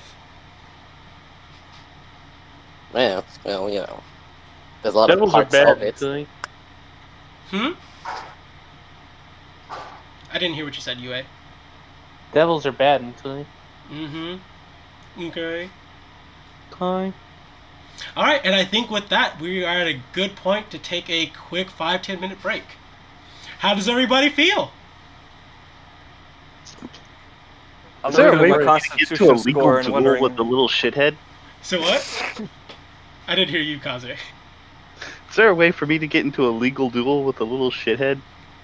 You mean with Lumine? Probably. But Probably. maybe even tonight. It might have even been the plan. Uh, I might have to demand satisfaction here. how are you feeling, Robot? I'm looking at Trizni's constitution score and wondering how much alcohol he can handle right now. Good bit. I've been here for 5 minutes as a player, and I'm already heating up in my seat.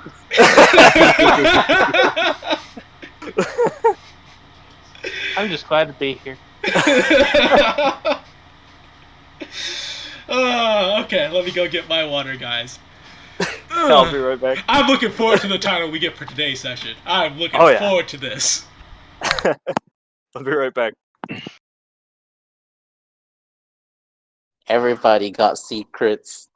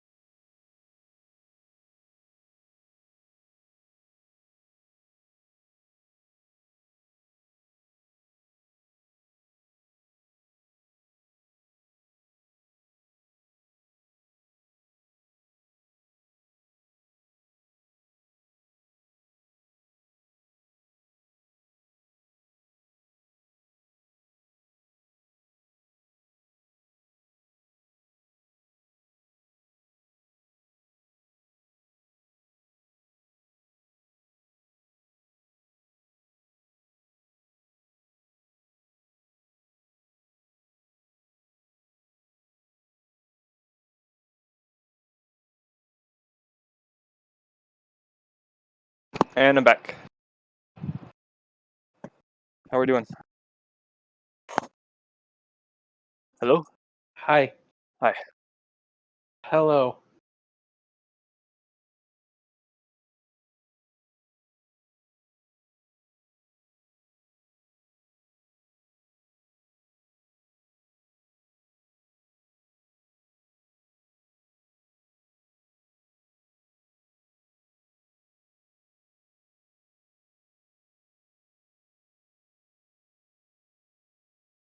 Where's the banter? Everybody left. It's just been me sitting here watching YouTube videos. I'm just looking at classical art memes.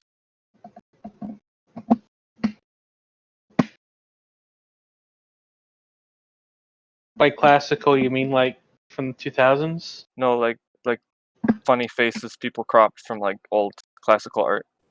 Oh, okay.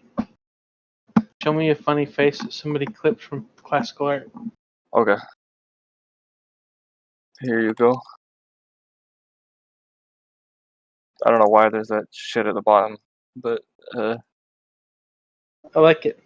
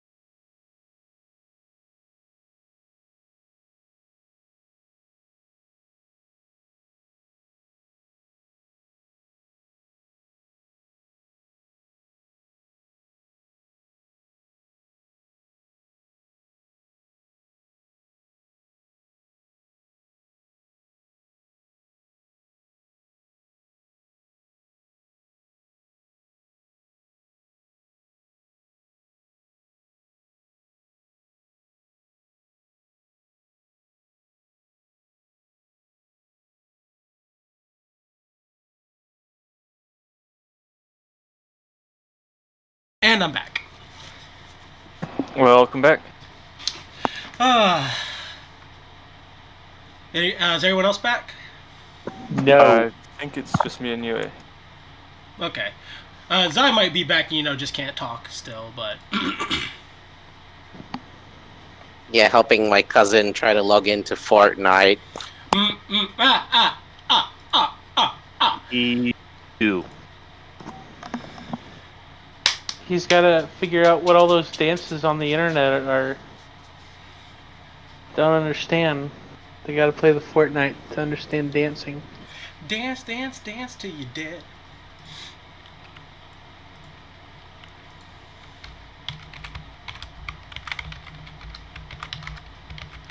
Also, I cannot tell you how long I've been holding on to that information robot, but it's been a long ass time.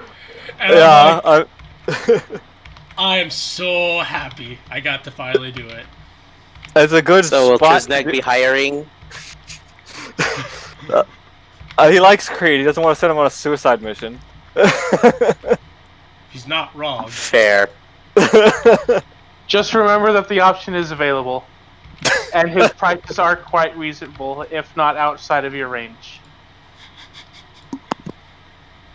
My prices are outside of your kobold range. Outside of his, I haven't been giving anybody any of my money range.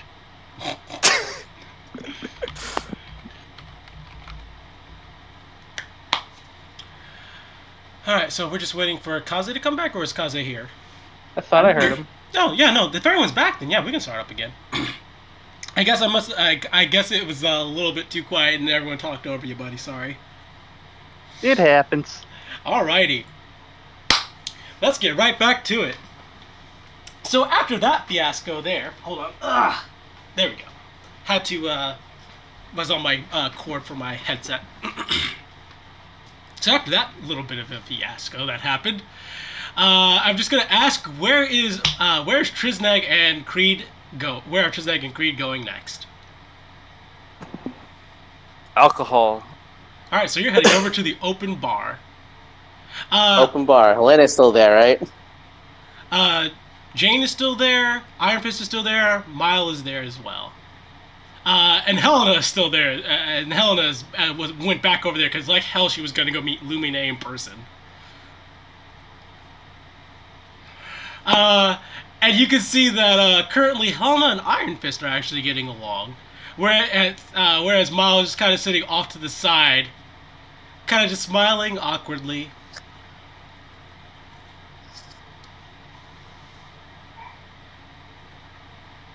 Not that matters, because Trisnag is going straight to the bar.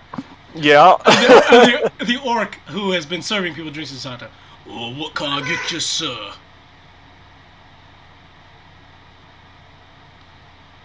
Something to keep me collected, but something that won't take me out for the rest of the night because I have important things I need to do later. Alright, you got it. He grabs a couple of bottles off the shelf, mixes it together. You get a nice little blue drink with a cherry in it. He'll start downing it immediately. Oh, so you're not supposed to drink it that quickly. Oh. Well. And then he eats the cherry. Can I do dexterity or something to stop in time? Let's go. Let's see. Yeah, let's go with that. Would that be a check or a throw? Give me a throw. I guess it would actually. be- Yeah. Okay. A saving throw essentially to stop yourself. No, that's a pass. Yeah, you immediately were about to die, but then slow down to a sip. He's like, it's meant to be drinking slowly over the course of an hour. If you just down that, you're gonna be slugged. Okay, noted. Thank you. Now, if you want something you can slow down, though, he puts up a couple of mugs of ale for you. I'll stick with this. Thank you. Suit yourself. All right, and now we're gonna go back to Xanther. What was I doing last? You just kind of been left alone by Father Reedfellow and Pazuzu after you kind of cut in when they were talking to Lord Windgrace. You saved Father Reedfellow in a sense by cutting in when you did. Oh yeah. Let's see. Well, let's have a look around and what's going on. You just see Trisnag running from General Lumine towards the bar. Oh. Oh dear. That doesn't look good. Strange, I didn't take your kobold friend for a drinker, says Talrand. He's not really. Let's go see what's wrong. Well, we could introduce ourselves to that person he was just talking to.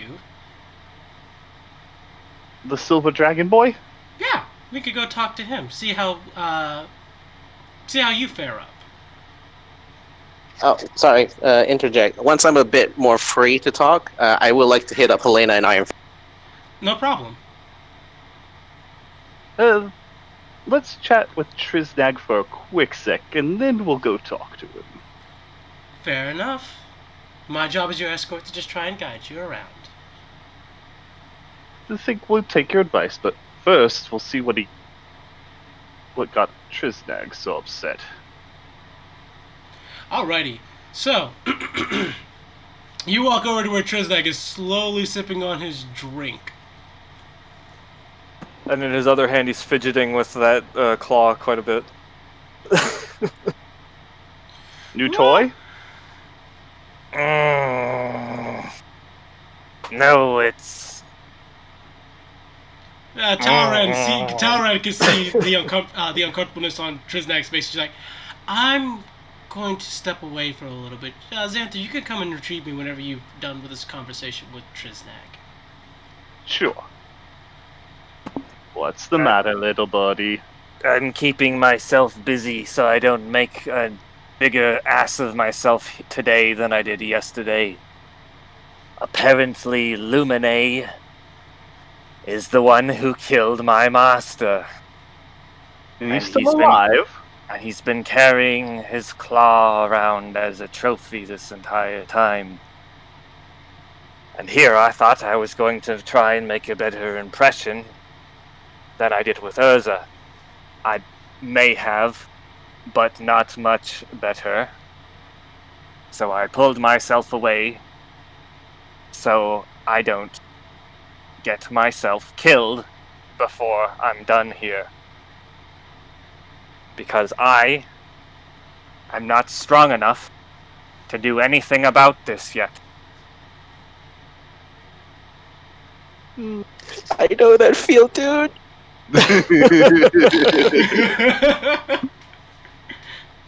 Perhaps. Perhaps I need to make introductions. I'll start walking over towards him, and a little beckoning wave towards Talrand. She immediately finds her way back to your side as you approach General Lumine. As he turns around to meet you, he did have his back turned, but he almost turns around the second you're within 30 feet of him. General. As though he could sense you with some sort of class feature. With some sort of class feature. You must be Xanther.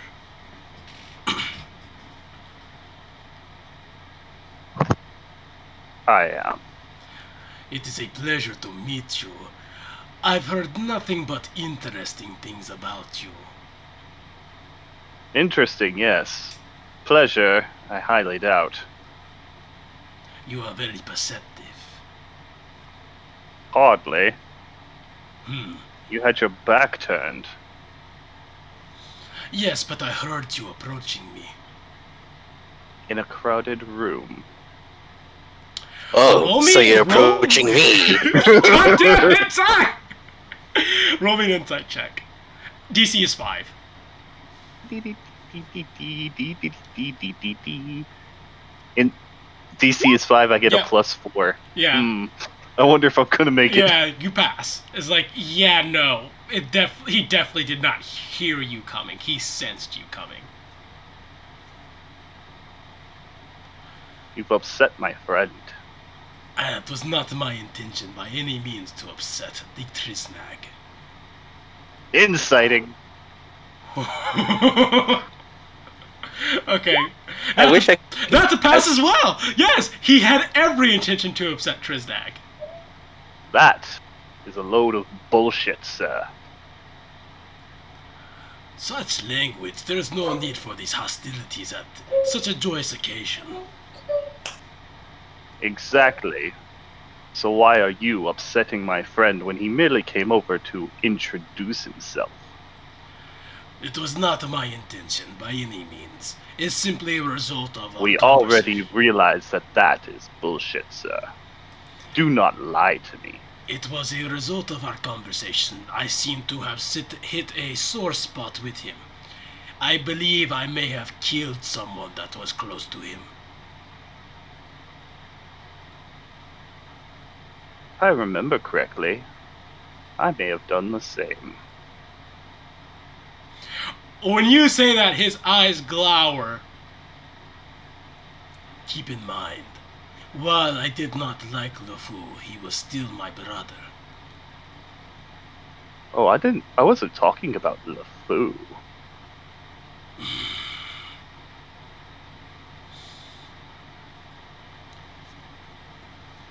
I believe Quite there's... sharp, you know. Been very useful. Maybe I'll introduce you one day. Indeed.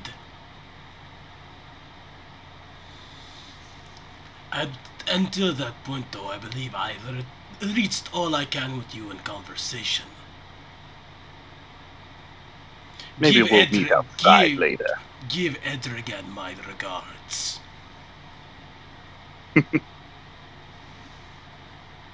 Walk away. Talren. Woo! He is a piece of work. Not quite. Normally you can get them to challenge you to a duel with doing that sort of shit. That's what I mean. That's some composure there.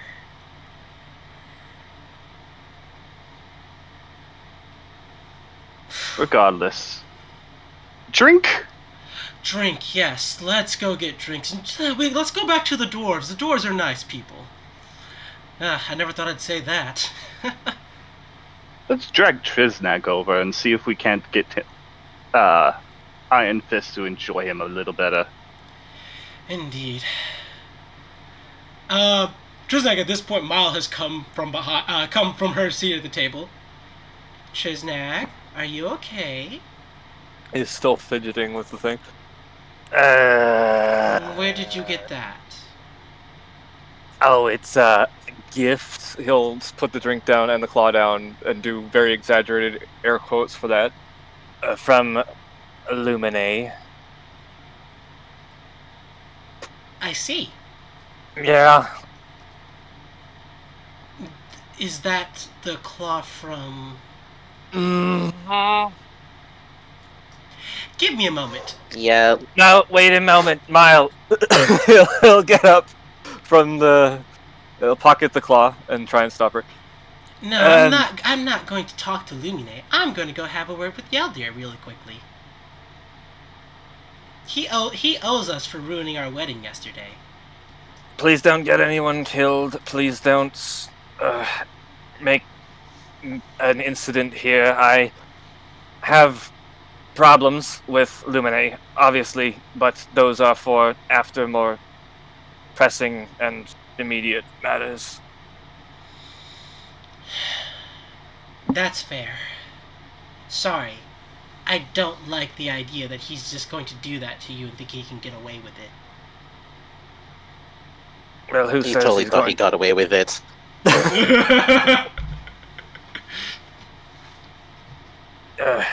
I have many years ahead of me.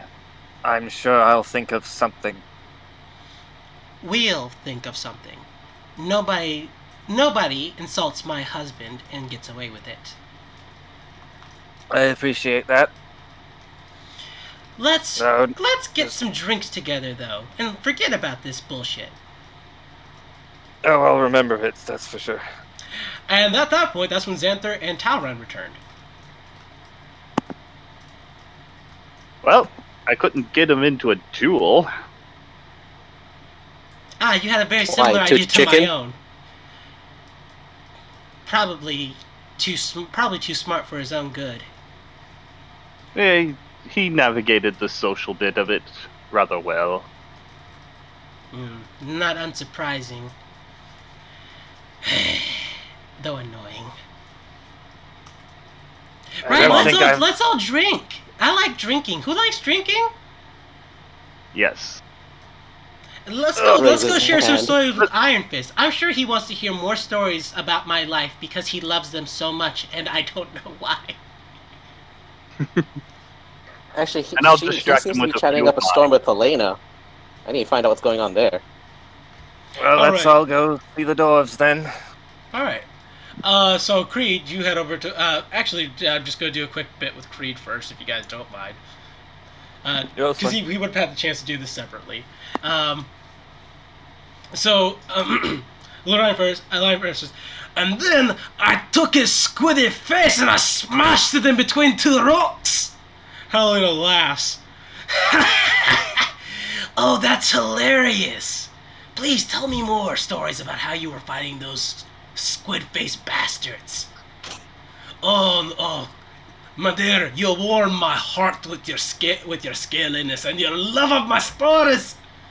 Oh, Mr. Creed, your date is a lovely woman. Credits go completely to her. She's great to have around. Aye, she knows her drinks damn well. Been a while since I met a connoisseur of drinks like myself. Nah, you better keep this one, or I might take her for myself. Probably not, because she's not a dwarf. I mean, I'll laugh. I don't want to laugh in the middle of the living room. Yeah, I know. It's fine.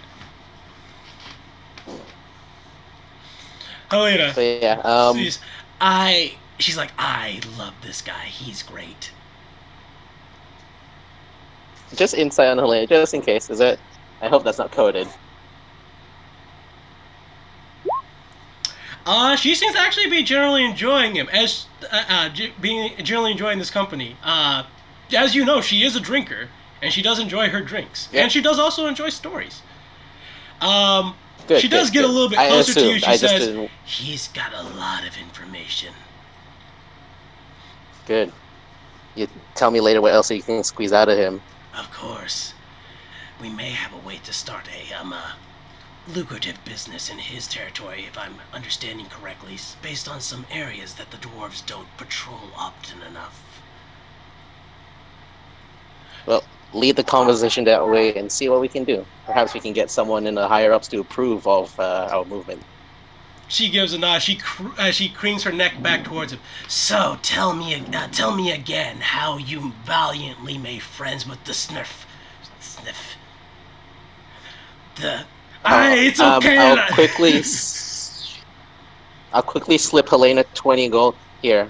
A bit of capital expenditure for what you're doing tonight. Thank you, Creed.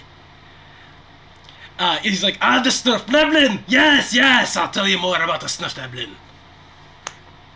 As he begins to go to agenda, that's when you were returned, had that bit of conversation, and back to scene.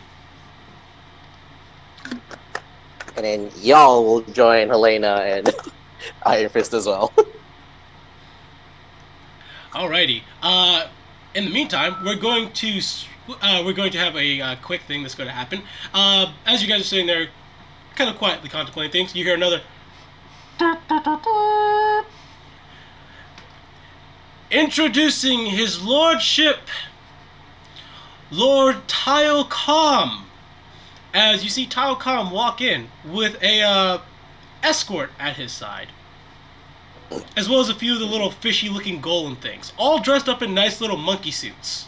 He himself dressed up as nicely as he normally is. You see him turn to his date, say something to her as she just quickly scurries off. Is his date one of the fish things? No, his date is not one of the fish things. It's actually a curly red. It's actually no, not curly redhead. It is a blonde-haired halfling.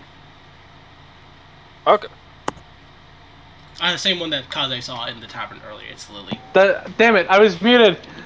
I was gonna say, does she? I said, does she look like a wench? Yep. She does look like a wench. She look. Huh. Okay, and yes, of course, you head straight to where the alcohol is. As Talcon looks around, gives a curt wave, as Lord Windgrace actually approaches him first.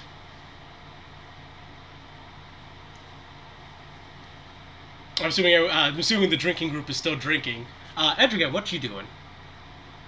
I'm gonna be a very subtle, because I'm a subtle person, fly on the wall to this Talcom conversation. I'm actually gonna say this. Roll me a stealth check.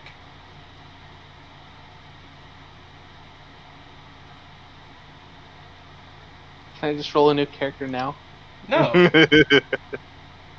Why would you need to roll a new character? Because stealth is how I die. Actually, my stealth is better than my persuasion, I guess. Yeah, and you're fine. You've been doing a lot of that. Not bad. No, not bad at all. So they don't even notice you. So Talcom, what you glance at the conversation as they're kind of just finishing exchanging pleasantries. Well, Talcom, what I must say is that as per usual, your information was very insightful. I've learned a lot and confirmed a lot through what you have said, and I appreciate you, and hope that me and the Tritons of your territory can continue to have positive relations. But of course, Lord Windgrace, it was my absolute pleasure to give you everything that your heart desired. Indeed.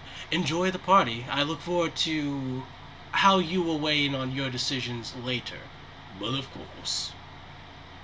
As Windgrace leaves his presence, Talcom, then kind of looking around, sees the bar area and starts plopping his way over towards that direction. If you don't want to just cut in and grab him. Yeah, I was gonna grab him. So yeah, you kind of just lay a hand on his shoulder. He's like, "Oh, Edrigan, yes, you scared the slime out of me." The slime oozes out of you regardless, Lord Talcom. It's a title. It's only a title. When did that happen? I've always kind of held a title, Lord. It's just that I only officially get called it whenever the Tritons need to have negotiations and they need to send somebody to talk for them.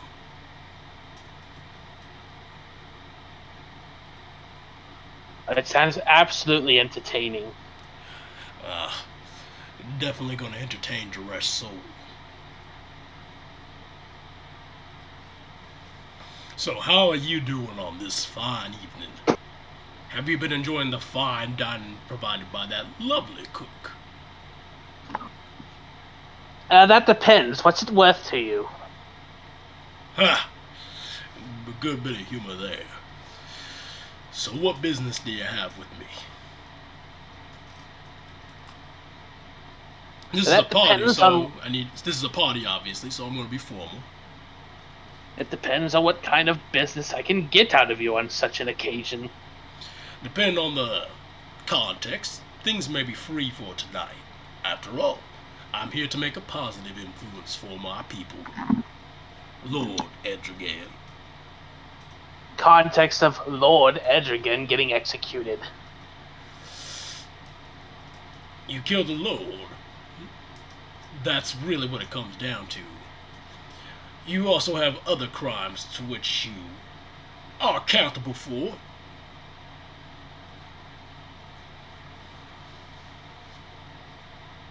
Yes, but I'm more concerned on the how the hell do I get out of this thing. Butter up the right people here so that way instead of getting off with execution or imprisonment, you can just get off with a fine. And in your esteemed and well-rounded opinion, which opinions would that be?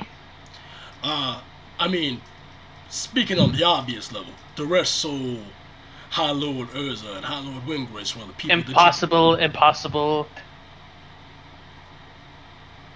and unsure, I'm certain. Winggrace is a hard person to read. But I would say, outside of them, from the Dwarven faction, I'd butter up Iron Fist, assuming that you haven't already done so. Fairly easy task to do. Got that one. I would butter up Yeldir from the Draconic faction. I think I've got that one. And from Lord Urza's faction, I would butter up Farquhar. Pleasant man. We've had very good relations in the past. Very nice to me. And I've got that one. I think you've hit all the major players then, Ledrigan. Any All other the ones that are possible then. Correct. I would say that at this point, anybody else that you manage to butter up is just gravy. Speaking of which, I smell a fine gravy cooking from the kitchen.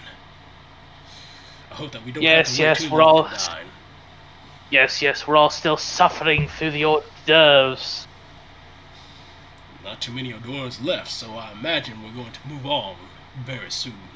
I tried to make my arrival as late as possible, but obviously not later than the rest soul.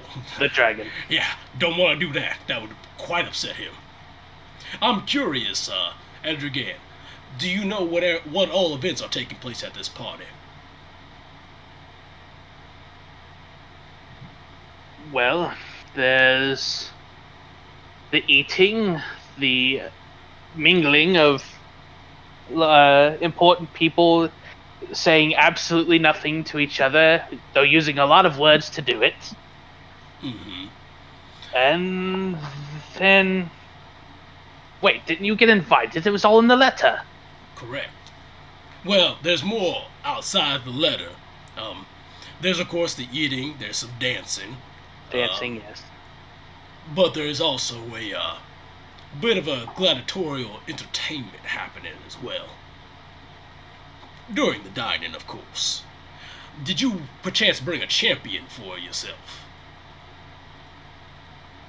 He just kind of looks at the bar. Tom Cobb turns over there and sees Xanther. Ah, I see. Well, I mean, the whole group just kind of collectively drinking. Ah. Well, I would assume that you want to pick a very strong champion to represent yourself.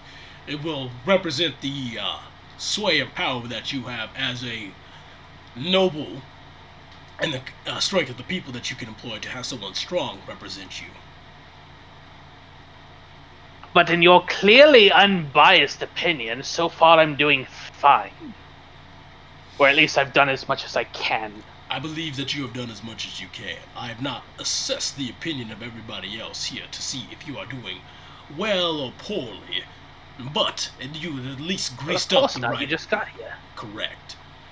You have at least, from what I hear, greased up the right hands. And that is worthy of some praise. Well, it'd have to be enough, I suppose. Indeed. Also, a very nice date you have here. I believe that I've met you once or twice, but the name escapes me.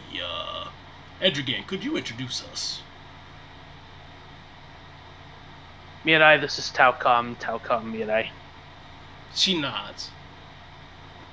As Edrigan says, I'm surprised I did not take you for the type to bring a date. Needs must.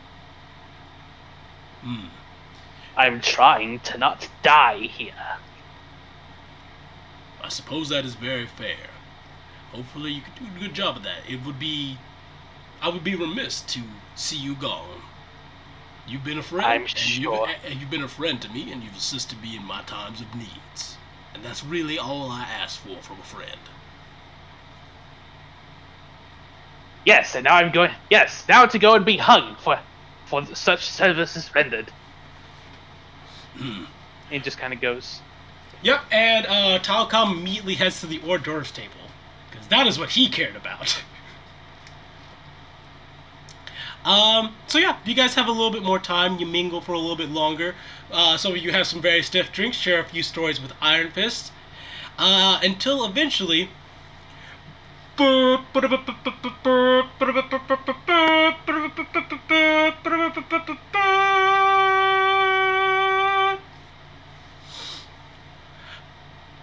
introduce to you, at last, our most esteemed guest, our host of this party, and His Greatest of Highness, Duresh Sol! As Duresh Sol very quietly steps in, a familiar face also being in arms with him as well.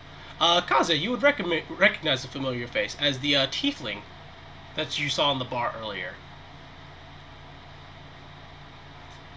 As Dressel gives a... Glance over to Talon. You know, I actually kind of thought that she was you polymorphed.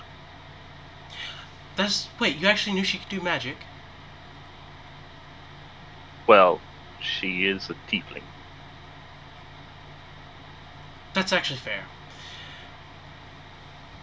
But no, she asked me to escort you while because she had to take care of him. Because the first person that he asked to be his date said no. Oh. That couldn't have gone well. He was upset from what she said, but was reasonable about it. I don't know. It's information to ask him.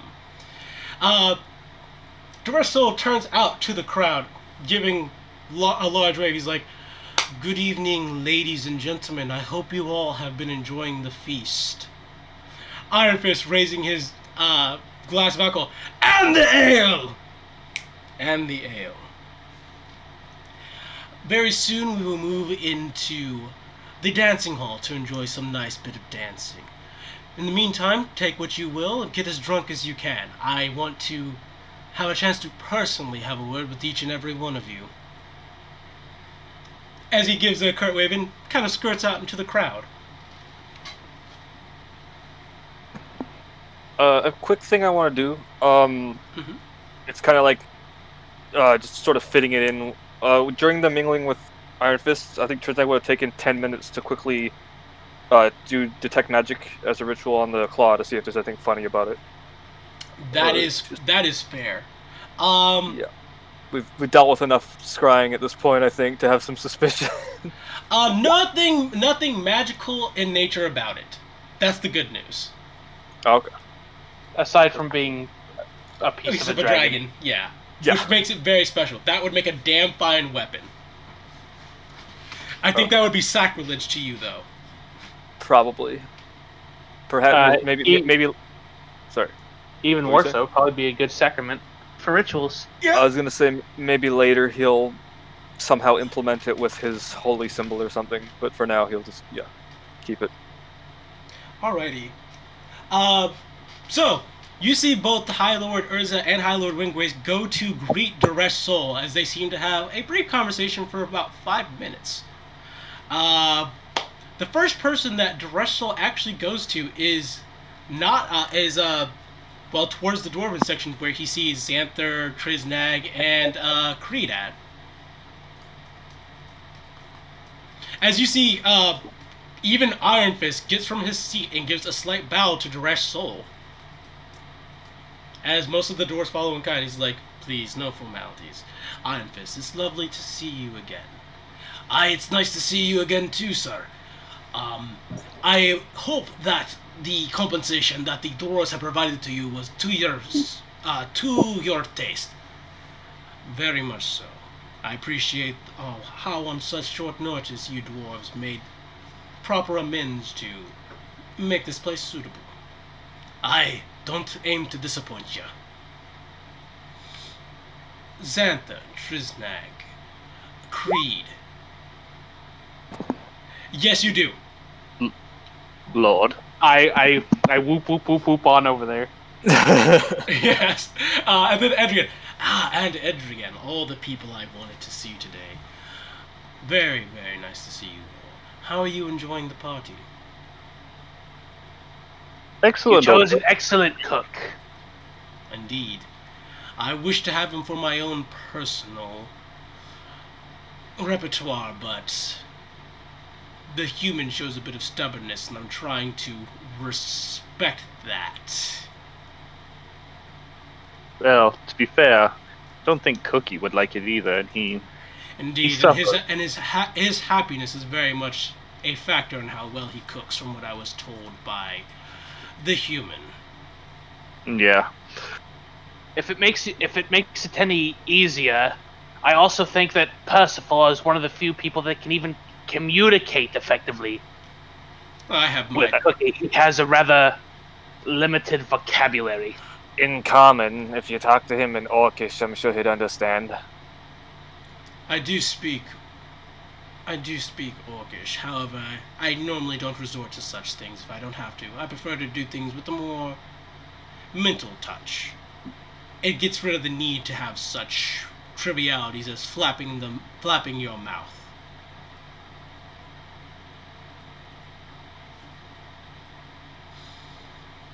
So, have you been making friends here? Trying. For the most part. Trisnek, have you hid your master's claw? No, he's still fidgeting with it in his left hand. He actually looks at that. He's like, "What is that in your hand, Trisnek?" It would be the claw of Shah Ishtar, my master, that I was just gifted moments ago by Lumine. Ah, what a pleasant gift. I'll make sure to take note of that. Yes, very. Duresh Soul will remember that. Another thing to take Can I note. inside the wrestle on the what a gift? Yes, you may. You saw his eyes turn draconic for just a slight bit, which is normally a sign that he got pissed to see it. Another slight piece of useful information. Seems Urza's been calling in the Lords to talk about the decision that is to be met today. I'm probably assuming he wants me to revoke, or probably wants to sway them away from what agreements that we all previously came to on this. Rest assured that what Lord Urza thinks will not change what I deliberate. Just thought you should know that, Of he's up to course. his usual bullshit. Of course. I invited him here because it's necessary, and what is required of the... What's that human word? I don't follow it a lot. Law. There we go. Oh, the thing that's convenient when not in the way?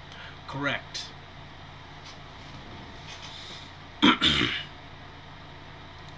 Keep in mind, when all the events are over, there will be a private meeting amongst the lords and high lords to discuss some situation involving Edrigan. I would say this: there is a little bit of concern to be had for your safety, but I'm trying to do my best to make sure that you come out of this alive, or at least I've already made assurance that you will come out of this alive. However, your future safety needs to be secured. Rest assured, I've been greasing palms on my end as well. I'm not ignorant of what's happening. Very good. In the meantime, though, I forgot to mention this in your invitation. I apologize because I did personally write it. Who is it that you've selected as your champion for the gladiatorial battles for entertainment? He just kind of points at Xanther. Kinda doubt. Very interesting choice, that is. I thought for sure he'd be sitting at the table dining with us.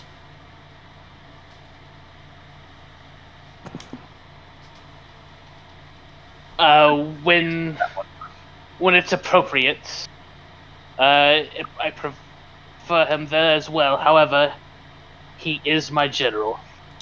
Very good. I hope that he shows a very good showing on the fields of battle then.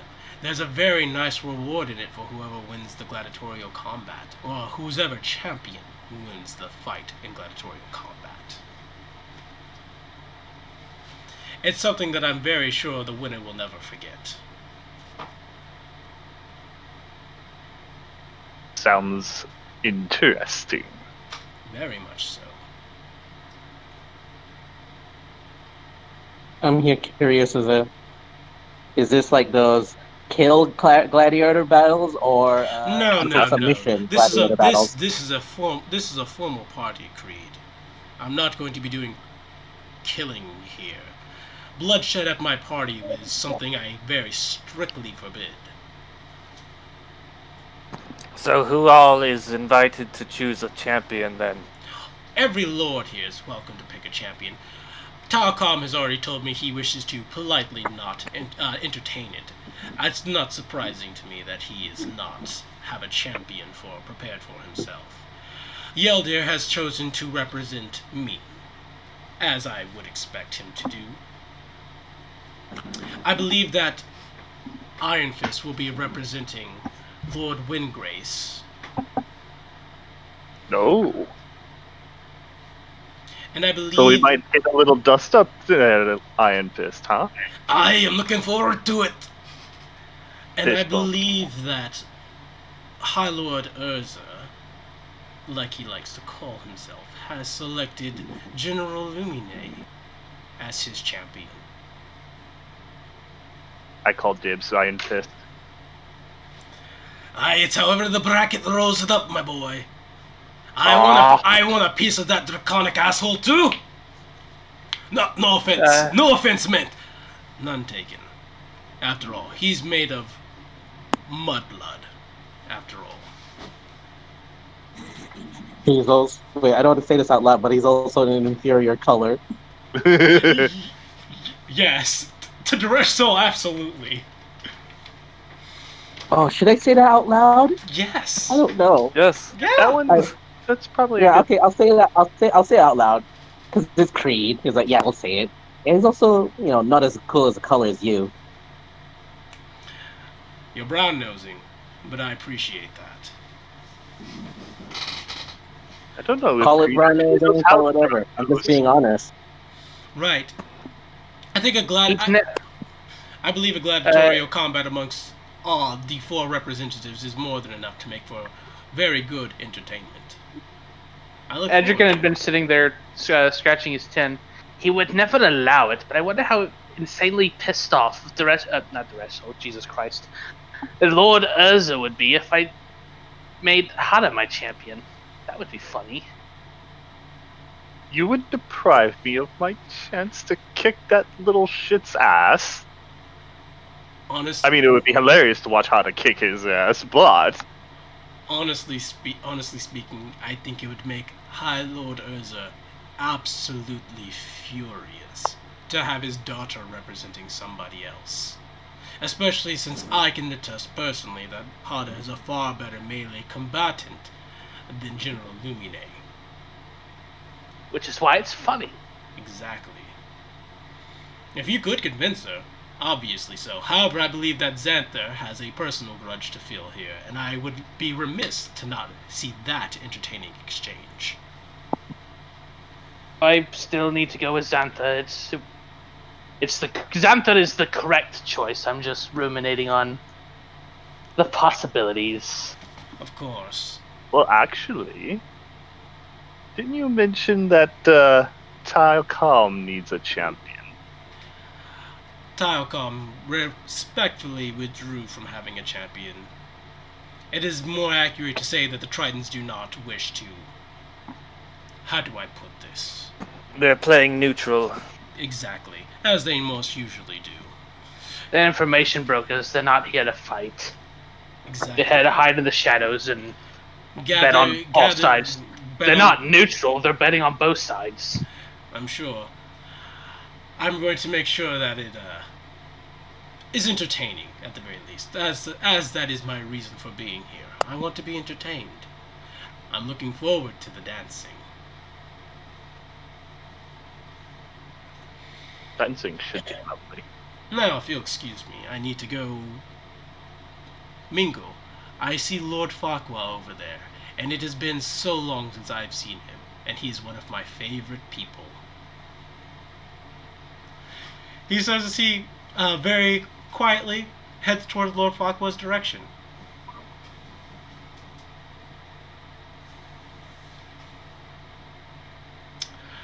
Bio.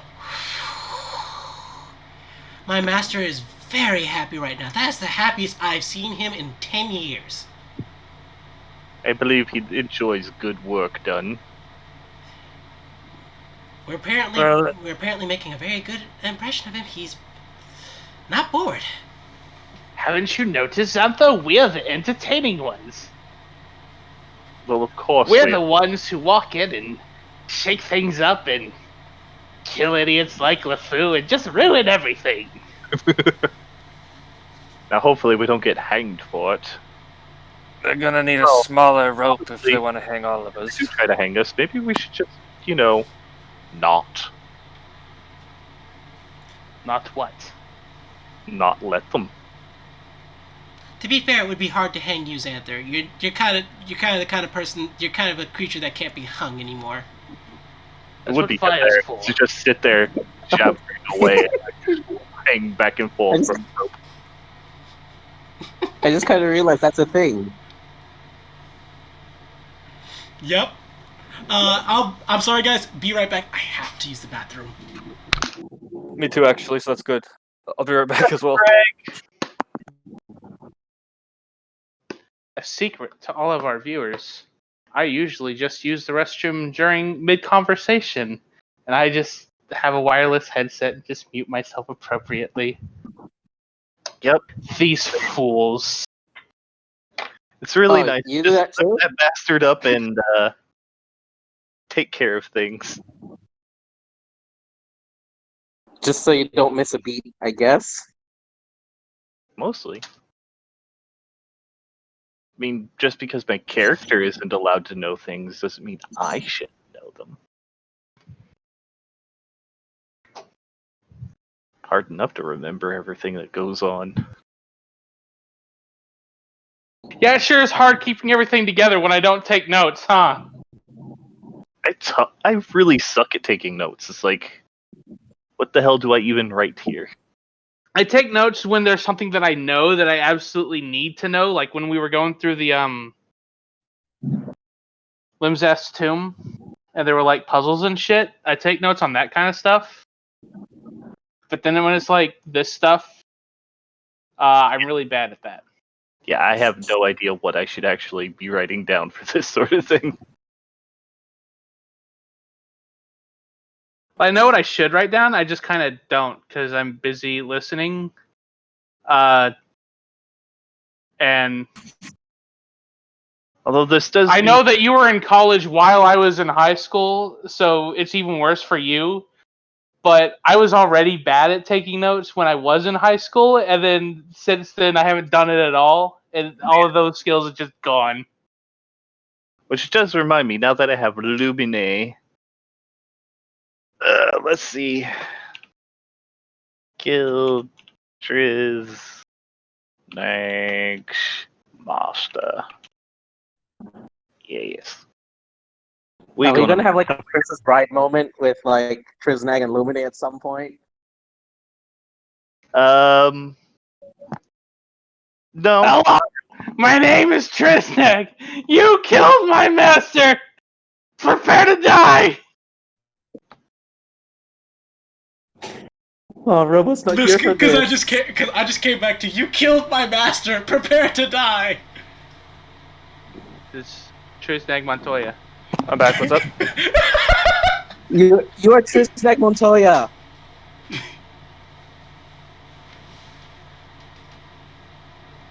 Hello, Mr. my name is Claire. Triznag. You killed my father. Prepare to die. Well, master. Yeah. Yeah. I can't wait to hear that on the recording. Sorry, my headset actually cut out as soon as I said what's up, so I missed it again, whatever it was. God damn it. Your name is No, Triznag doing the Montoya. voice. Doing the No, voice. Doing the voice. Doing the voice. Doing the voice. Somebody do doing the voice. a good impression or something? What No, Yue did it earlier. It was good. It was good when it came from Yue just then. I'll Oh, hear it. no, it wasn't. My Triznag impression is awful. I'll hear it in the recording. Yeah. That's Yeah. what I'll do. Okay. But I understand all right with the few words spoken what happened. Alrighty. So you guys are given about 10 more minutes to mingle amongst the crowd and such, while the rest of goes and gives some personal greetings to people. Before he kind of stands up on a podium, makes a brief announcement. He's like, "Ladies and gentlemen, I would like to say this party is formally ready to move on to the next event. If we would all move into the ballroom so that we can begin our dancing, I would appreciate that."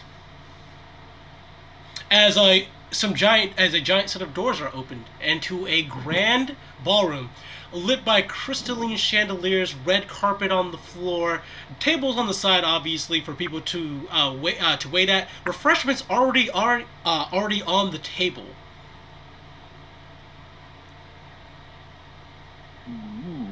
Oh boy. Oh, Soon shall to we, be Helena? I'll do that arm hook thing with Helena. Of course, Creed. Sorry, I had a lot to drink. Uh-oh. I will be fine. Alright, because I learned from you. I don't want us to be stuck on your toes. Correct. I'll be blaming you. And we go in. All right, you guys all kind of flood into the ballroom really quickly. As once everyone is inside, the doors behind you guys close. As some nice enchanting music begins. Just imagine your basic waltzing music. As Direct Soul seems to kind of gesture for everyone to begin dancing. Nope, time to See those performance rolls. I hope everyone remembered to bring the dancing shoes. Yeah, I got Right. advantage because of I the practice, right? I got good charisma, so at least that helps. Aw, shit. Hey! Nice! Wow. Showing them up. Yeah, and Creed's doing well. To Mirai. I don't suppose you have some way of controlling me that might make this a lot easier. Well, this is what we had our dancing practice for earlier. Oh yeah, I forgot we practiced. So you have advantage on the roll.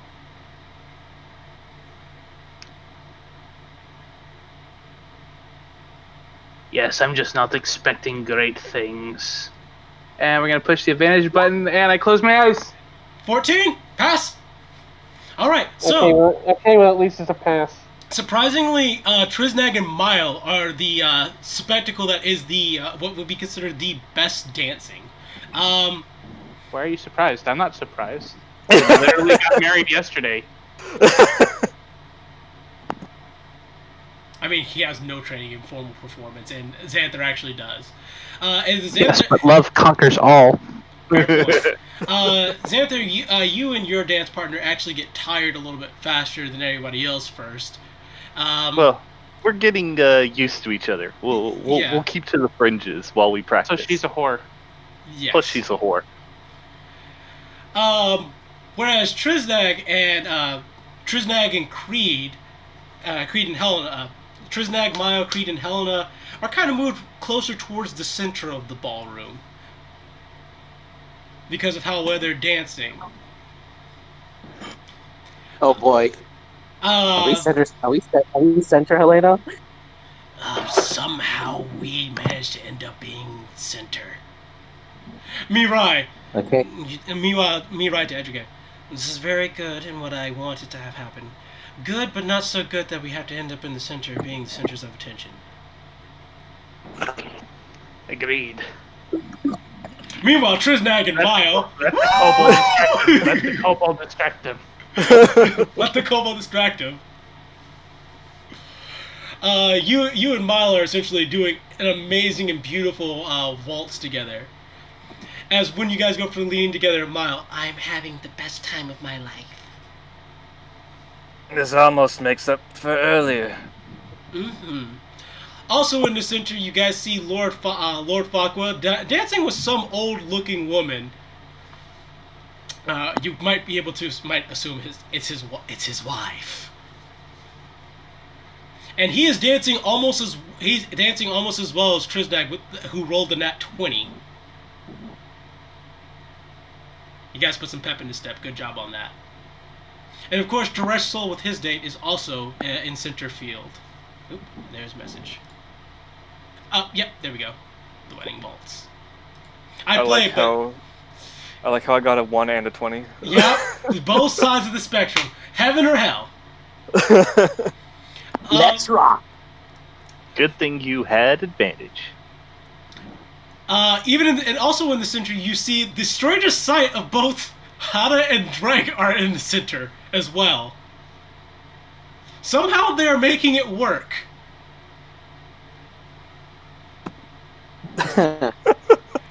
Nobody questions this. Nobody questioned this. It's working. We just accept and move on. Yes. Eventually, the lights dim a little bit, and the music comes to a bit of a slower pace. As this is time for everyone to just kind of move back in and start dancing again. Another set of performance checks, everybody. Oh God! Do I still have You thought you'd go again. Shut up, UA. Does the advantage still apply? Nope. Oh God. I mean, I still got a 9 out of it, but Yeah. Well, there we go. There's Xanther at his peak. That's peak Xanther right there. There we go. They're too drunk now. Too much pressure in the middle, I guess. Yeah. So after performing well in the center for a while, Creed, the problem comes with you trying to be too fancy about it. And you end up falling over with Helena as you just kind of crash the top first. She's like, oh, my knee. It's alright, rolling it back up. You try to set her back up. Ah, shit, damn it. No, it's brain. Just, no. No. I got you. No, we're pulling it to the side. Don't worry about it. Creed, roll me a charisma check. Okay. Flat charisma. Flat charisma. 10.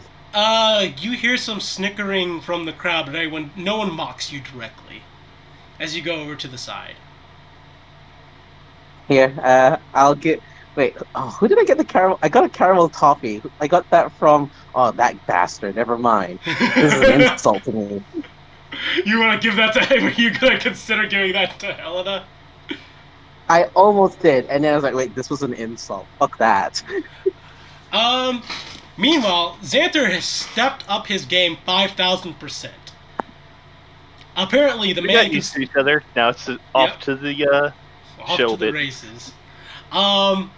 This time a little bit of a less impressive performance from Trisnag and Mile, as Trisnag, you feel a bit nervous having been in the center spotlight for as long as you were. And just kind of need to step out a bit more to the side. Didn't fall over like Creed though. That's good. Yeah. Etrigan, pretty much the same thing. You guys are moving a little bit further out to this distance, just trying to stay out of trying to stay out of attention. Alrighty. As the slow waltz comes to an end, the lights in the room turn back on, and Daresh Sol kind of just, everyone, if you would clear the floor for a little bit. I've been informed by an old friend of mine that he wishes to perform for us. Well, clear the floor. As you guys see, the old and kind of hunched over form of Lord Fakwa approach the dance floor. Oh boy. Oh, we got him good. I believe in caffeine. I Yep. believe in caffeine. If you guys want to know what song selection I would choose for this, the samba song from The Mask. Oh, My hell name yeah. is Cuban Pete. I'm the king of the rumba beat. Yep. When I shake my maracas, they go chick chicka boom, chick chicka boom. And yep. Almost like watching, not even close to like watching a zombie rise up, but like essentially watching something spring to life and have more energy than you've ever seen it have in its life. Yes, Lord Farquaad takes the floor and begins to just dance up a dramatic storm as he starts pulling women out of the crowd to just kind of dip and dance and do shakes and stuff with. And you see him snap his fingers at one point as he starts floating in the air even, adding a bit more theatrics to it. After he's pulled out enough women, eventually... one of those, like, Mexican skeleton things? Yeah! Nice. Eventually he makes his way over to where Xanther is, as he's like, "Want to join me?" Oh, hell yes. Alright, roll me performance. Alright, don't fuck your ass up. You're gonna fuck it up. I'm gonna fuck it up. Nope. You managed to keep up, though. He puts you to damn shame. You managed to keep up with him. As he's like, hell yeah. As he then leads you back to your date, as you two just kind of continue to dance. And she's like, ooh, that looked fun. It's fun. Here, let me show you. Alright, roll me another performance.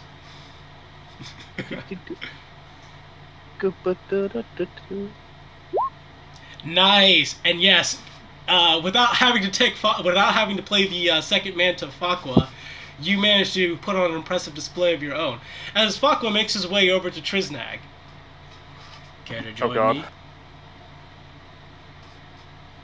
Well, I can't let Xanther show me up, can I? If I fall over, at least maybe everyone will have fun. Not confident, you say? Bardic inspiration. Alright, what does that do exactly?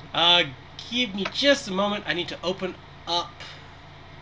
If I remember right, it just gives you advantage on, like, whatever the hell you want. It's actually it's a dice that gets added, but I'm trying to see what size dice he gets at his particular bard level.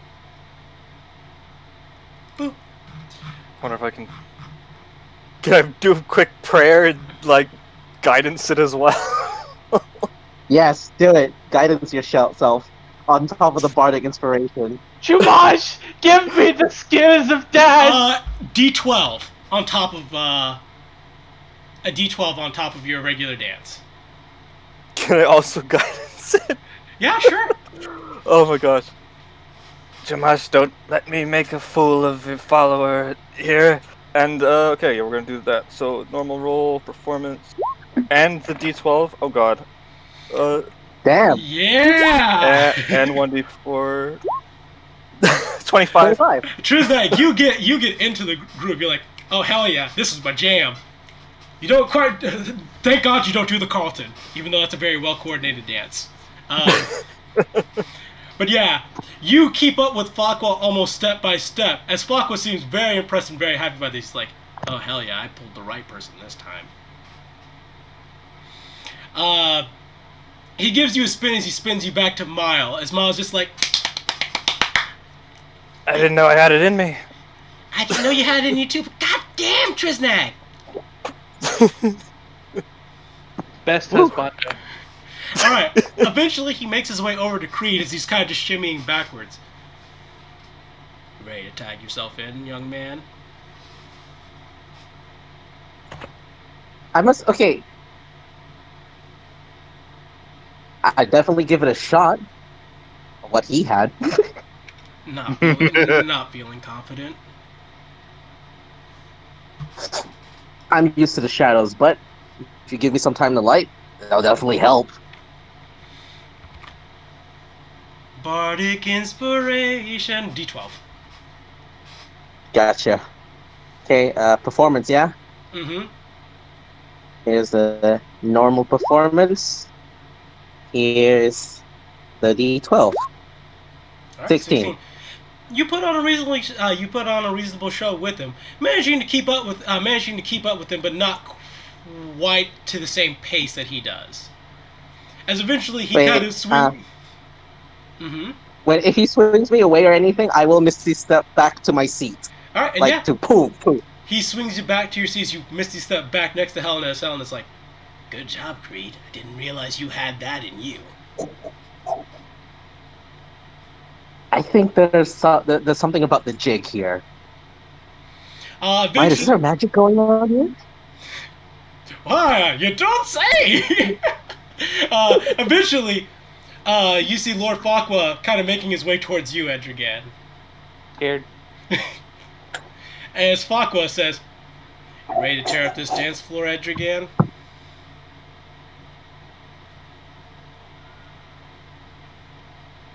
I don't actually have the option of saying no, do I? If you don't feel confident, you can say no.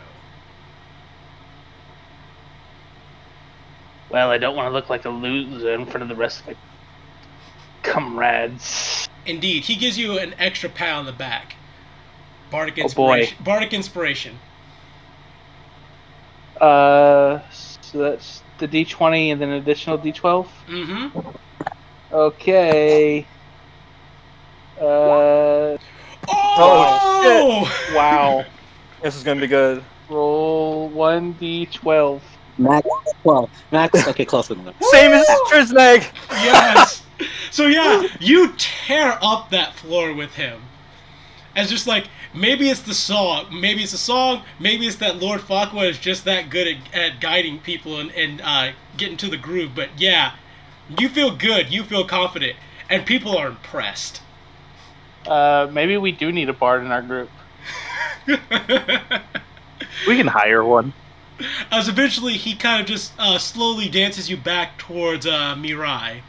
And she's just like, a necromancer and a dancer. No. Could call me No. Say it.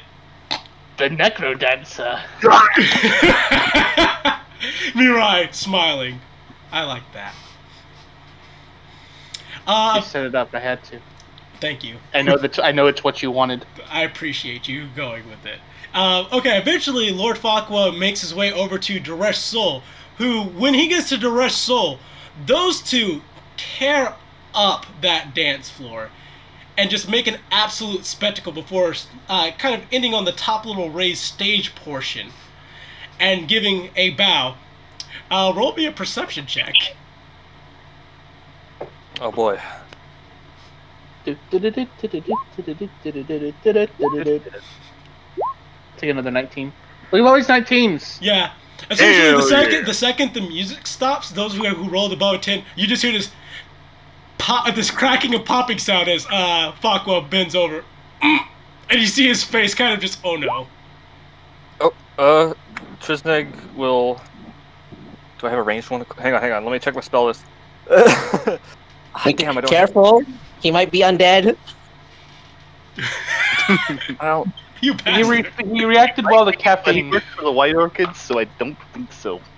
Okay, never mind. So are they still up on the stage? Mm-hmm. Trisnag will rush to the side of the stage, but not to like interrupt the performance. But if he does wander off of it, he's got a cure wounds ready. Mm-hmm. Yeah, they give the bow, and you hear that cracking sound as the audience begins to applaud loudly. As you see, Daresh Sol is actually very carefully escorting Lord Fakwa down the stairs. When they come closer, I'm a cleric. May I? Please do. He's injured himself quite badly. It was very nice to get to dance like that again. Daresh Sol seems a little unhappy to hear that. Oh my gosh. And Please heal here's him. Yeah. Do it at a level 1. Oh my god, that's terrible. That's enough. Essentially, you just hurt his back and you're just giving him a back rub. Oh, Yeah. God. I needed that. Ugh, you hear more popping as he kind of stands back up again. Ooh. Daresh Sol making an announcement to the people. Alrighty, I hope everyone enjoyed the dancing, and let's have another round of applause for Lord Fakwa for making everyone have a good time, as I expected of him. Lord Fakwa gives a court wave. Now, if we will, we'll move on to dinner and the show.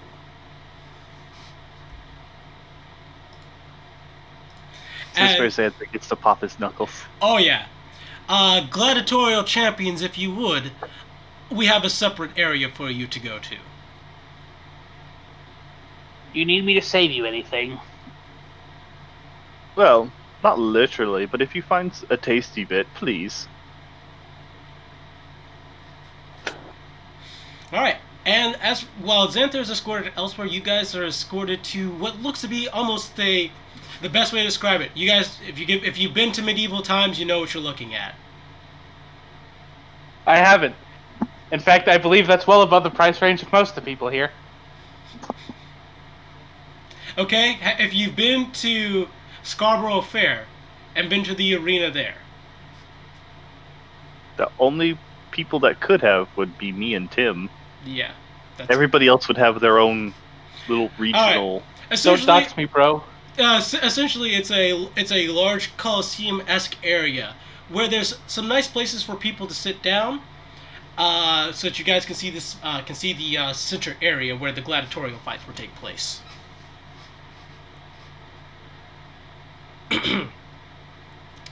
So, for those of you who are taking your seat, there's a person who kind of walks up to. This is for each person, obviously. There's a person who kind of walks up to you before you, as you take your seat. Everything here is by order. What would you like from the menu? You get to choose a soup or a salad, a main course, a side of your choosing, and of course a dessert, as well as any beverage you choose. So starting with the soup and salad selection, you have the mushrooms. You have a mushroom soup. You have a cream of chicken soup. You have a vegetable soup. You have a beef stock stew. You also have 3 different choices of salad. One of which, of course, is the standard Caesar salad. Beef stock. Beef stock. Jose will go with the chicken. Chicken. Caesar was emperor, so I guess I'll go with Caesar. Caesar salad. Main course options are roasted cockatrice, roast boar, fillet of shark.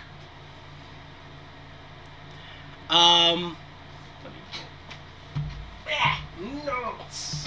I remembered most of these from the top of my head because I spent some time on this.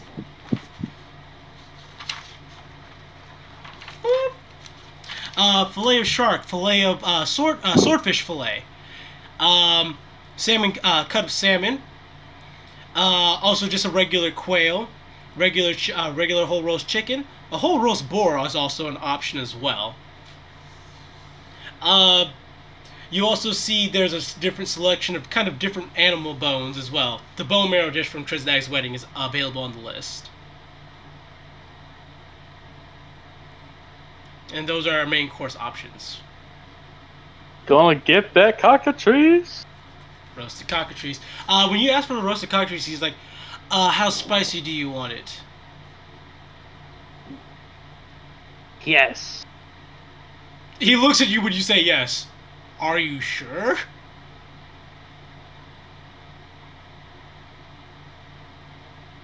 Spicy doesn't get. It's a. He looks over towards where Diresh Soul is. I'm not a dragon. He leans in very, Use that as your quietly guide. says, "The spiciest level would kill a human." Right. So use that as your guide. Okay, I got you. Spice level 3. What about the rest of you? Turning to Trisdag and the rest of them. I'll have the cream of chicken soup and then the fillet of shark. Fillet of shark. The fillet of shark. Would you prefer more shark fin in it, or would you prefer just the lean cuts of meat? Also, it comes with your choice of fish sauce. Finn. Do you prefer would you prefer a sour or a salty fish sauce? Sour. Excellent, and we'll make sure there's a lot of ginger for you so you can cleanse your palate properly. Very good.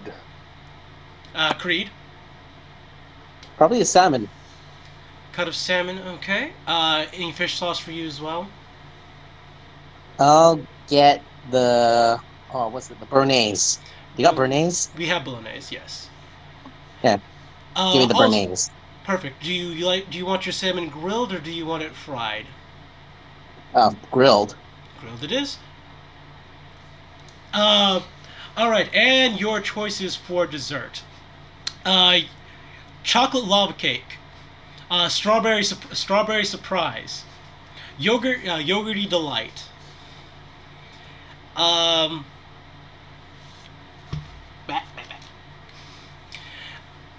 Fruit medley jello. Oh. And extra creme. Oh.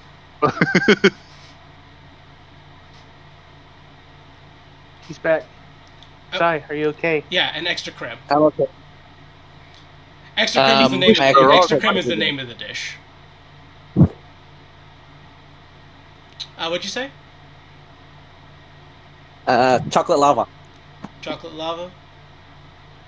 I'm curious about the strawberry surprise, so I guess I'll go with that. Excellent choice. I was gonna get the strawberry surprise too. All right, I mean, two you can strawberry order- surprises. We both got the strawberry surprise. And what kind of ale would you like to drink? If you don't like ale, we can of course provide you with the wine. Is the blue thing Trisnag had earlier on the menu at all? It for is. It is. that? He'll order more of that.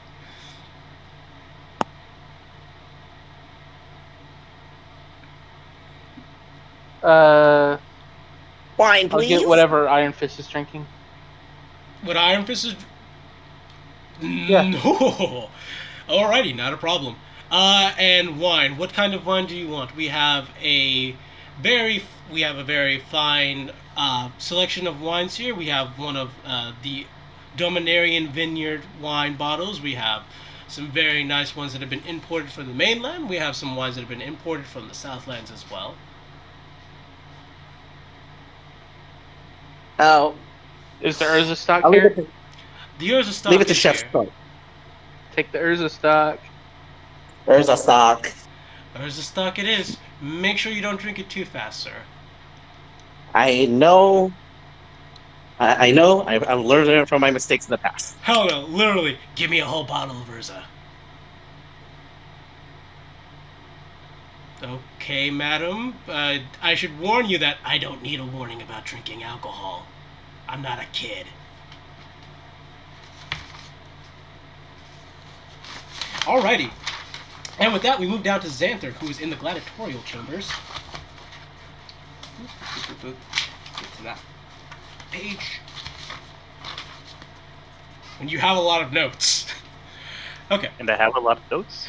So, in the gladiatorial chamber, you see they provide you with kind of simple leather armors, nothing that's going to offer any real protection by any means. As well as,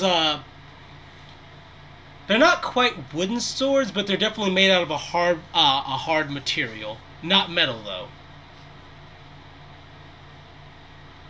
As you see, Iron Fist is already drinking from a flask he has next to him. And he's like, bit of the spirits in you to get you in the spirit for fighting, huh? A sound strategy. I'm making sure I get me one of those fucking Urza wines before I go into ready for me after I finish this battle here. Just because I have to miss out on the dinner doesn't have to mean I have to sorry, already drunk. Doesn't mean I have to miss out on the drink now, does it? Of course not. I do hope that your fight is good as you look. I believe I do. Slight flex. He smiles as the as Lumine in the corner just kind of rolls his eyes. It is probably for the best. I do not foresee victory in either of your futures. It's a shame these aren't better weapons. Indeed, I feel that I would fare better with the steel in this particular instance. Ironfist actually interjects as he's like, we're not here to kill each other. Remember, we're here to entertain the rest soul. That should be your primary thing that you have on your mind. I'm pretty certain that if I killed him, I'd entertain the rest soul quite well. Indeed, but you put a very sour mood on the party, and that goes for both of ya. He says, pointing at Lumine as well. Lumine, fine. What? It doesn't matter. I will do what I'm going to do. What are the rules for this melee anyway? I only just arrived at this party and was not told of any gladiatorial combat in the first place, simply that my father had elected me for it. Rules are simple. You beat the other guy into submission. That's all you got to do. All three of us are going to be fighting each other at once. That should be a right bit of fun there. Oh, that's right. The other rules. Only your martial skills will be involved here. No magic. None of that fancy finger wavy diddly stuff. He said that if you get mad and hit shit harder, you're allowed to do that though. Get mad and hit harder, huh? It's called going into a rage. If you can do that, that's just fine. But no smiting. Darn. No magic. No, what was it that he said, motherfucker. I'm too drunk for this. I'm too drunk to be remembering these things. I just don't do anything with the finger wavely bullshit. And it should be okay. Also, if you need a shield, they got shields in there for you too. Oh, shields, nice. Alright, so they had choices. They had a battle axe, a regular great axe, great sword, long sword, shields, and maces, as well as flails, all available. You don't get a choice with the leather armor though. That is mandatory. Yeah. But leather armor and longsword and shield should do just fine. Alright. You notice that what Lumine chooses to pick is a shield and a spear. Interesting. And of course, what our good dwarvish friend picks up is a kind of model of a dwarven battle axe. He goes, the choice of champions this one is. It's at this point that Yeldir enters as well. And he's like, Yeldir, a little late, but better late than never. Yeldir gives a nod as he's like, Dureshul was just making sure that I understood the rules and what limitations I need to place on myself. Apparently, he says, picking up the greatsword, he wants me to hit you guys with this.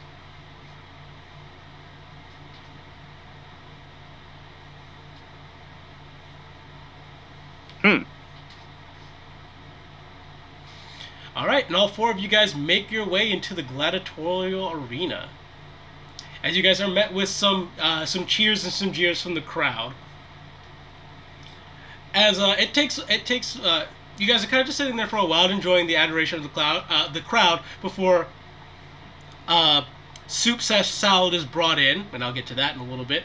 And as soon as soup/salad is brought in, along with drinks.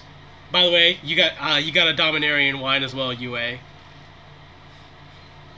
Yeah, because you know that's what that's what he's drinking. As the rest soul stands up and says, "Ladies and gentlemen, without any further ado, let this gladiatorial combat begin," he says, raising a hand. Soups and salads described respectively. So, who ordered the beef stock soup? I believe that was Creed. Yes. Yeah. So Creed, when you get the beef stock soup, you're first kind of confused because the broth is completely clear in color, and there's only like and there's some like noodles in it as well.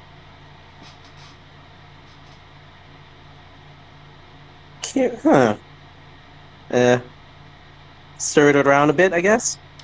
Yeah, you stir it around a bit. It doesn't get any cloudy or anything like that. You just kind of just swirling around the noodles in there. And take a nice spoonful. You take a nice spoonful, and you get like this sumptuous taste of beef in your mouth. Perfectly salted beef, even.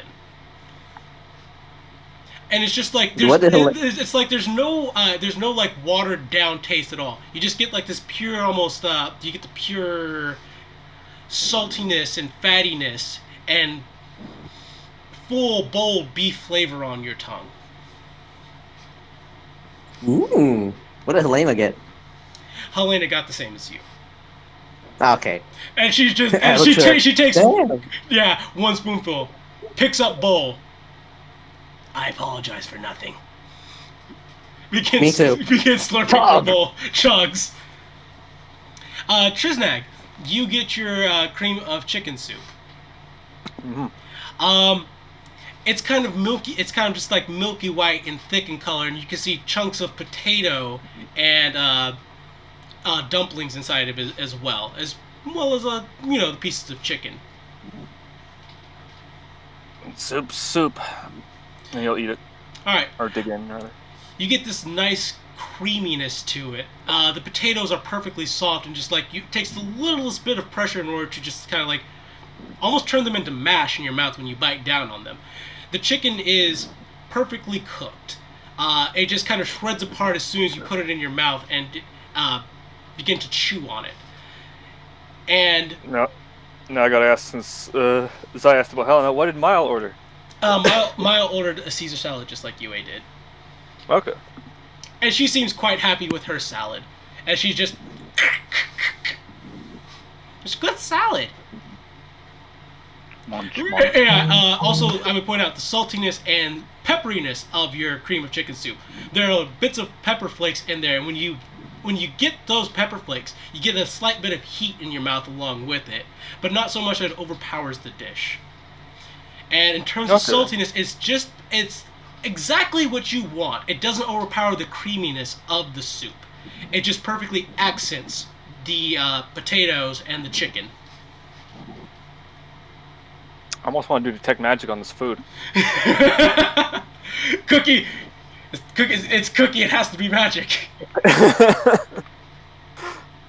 Shit, I mean, may as well. Go for it. And so he does. The magic is in your heart. The magic is the friend we made along the way. Named yes. That work. Your Caesar salad is perfectly mixed. It's spinach. Actually, I need to look that up really quickly. I don't want to mess up how a Caesar salad is made because I just wrote down Caesar salad. To be fair, I don't even like Caesar salad, so it's a really good Caesar salad. All right, great. All right. Really good Caesar salad. The vegetables are perfectly crisp. You have a nice vinaigrette over it, and the croutons are made perfectly. There's a little bit of olive oil in it, and there is an egg on the side. And there's a slight hint of lemon. And there's a crack of Parmesan cheese over it. Nice. It's some good shit. And of course, as you would expect, your date, Mirai, ordered the mushroom soup.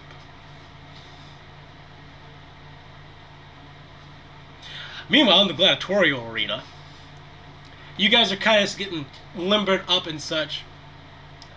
As Doresh says, alright, this is going to be a very clean and simple thing.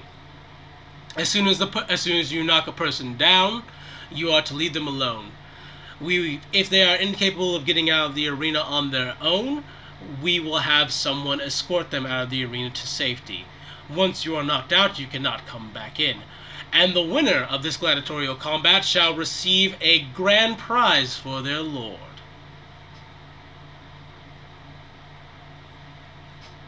Alright, roll Nice. initiative. Roll initiative.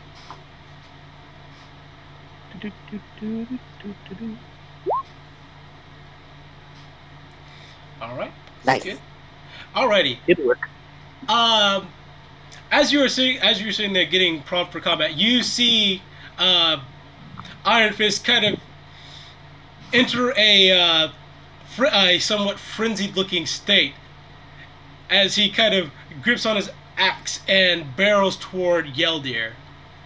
As Lumine very slightly approaches you. As he gives you a jab with the spear. What is your AC? With leather armor? I don't recall. Just tell me. Actually, just do 10 plus your dex. 10 plus dex would be 13. 13. Does the shield provide any AC? Yeah, 2 of them. yeah. That's why he's got 13 instead of. That's why he has 13 instead of 11. Because if I remember correctly, his AC is only 12. I mean, his dexterity is only 12. No, it's 16. Oh, 16? You said 10 plus dex. That's Oh yeah, 13. no. So, yeah, And no. leather's 11 plus dex also. This is not actually leather armor. Okay. Yeah. Okay. So 3 plus 2, that's 15 for your AC. That's not bad. It's very comparable to his. Noise. I do have these rolls already rolled out to save for time. So against an AC of 15, you will take 3 hits. I did not have damage rolled out though. Actually, I apologize if I accidentally doze off because it's been a tiring day. It's okay, buddy. We're just having a little bit of a scrap. Yep.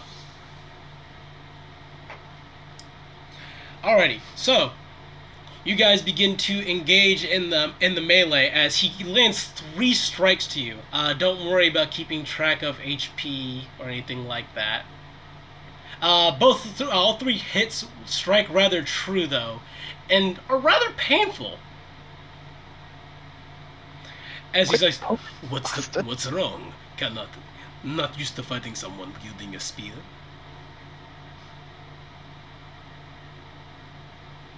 We're not gonna bother talking back. We're just gonna slap him about. All right, roll me attack rolls. Forgive me for the version I'm using, but Oh no, it's okay. had to go with the one that doesn't have bonuses. Ooh, that's a good hit. Second attack, because you can make 2 attacks on a turn. Oh, no damage. I said don't worry about damage. Okay. All right, and another hit. So you land 2 good hits on him as well. You spot out of the corner of your eye that both Yeldir and Iron Fist are actually doing a fair bit. Okay, yeah, the athletics for the trip. Yeah, you try to trip him as he just kind of jumps. You kind of try to bash him with the shield as he kind of just deflects it to the side with his shield. He's like, "I've been in one too many combats to fall for a simple trick like that." There's more. Alrighty. In the corner of our eye, you can see that Iron Fist and Yeldir are having a good bout as well. Bolmir is very clearly giving it his all, whereas, honestly, Yeldir looks a little bored. Oh, well. That's unfortunate. Okay. Back in the stands, though, you guys are watching this awesome spectacle take place. And your main dishes are brought out. We'll start with Edrigan, who, if I remember correctly, got the Cockatrice. Got the roast cockatrice. So what you get is not like some small cart. You see a huge ass cart being rolled towards you. I thought it was going to be part of a cockatrice. Uh-oh. Nope, it's a whole cockatrice. I'm a dum-dum. Yup. All right, and he lifts it up as you see this perfectly cooked chicken-looking bird with glaze over the top of it that's kind of reddish in color. There's an apple stuffed into the mouth and a nice lettuce bed that it's sitting on, as well as potatoes and corn and stuff as side dishes. He's like, "Your cockatrice, sir." What's important is there's one less cockatrice left in the world.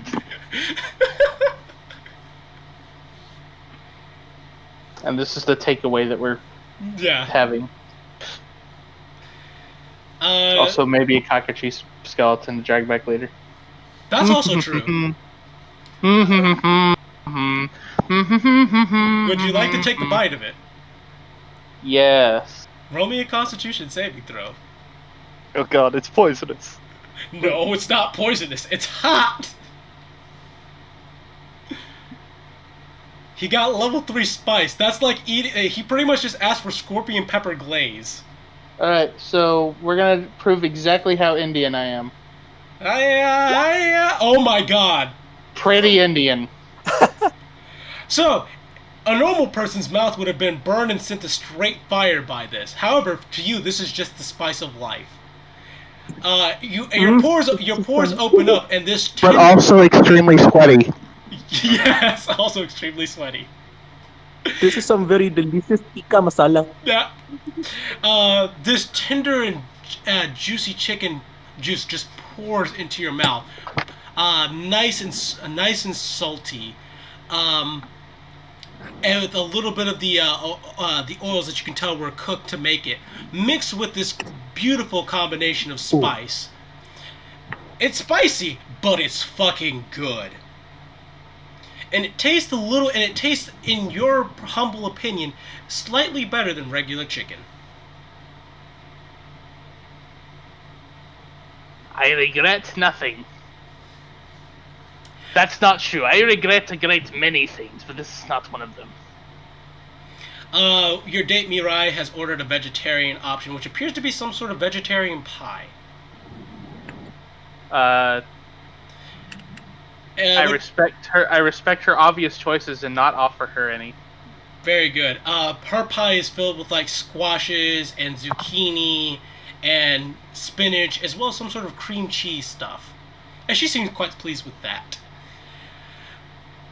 Who had the fillet of shark?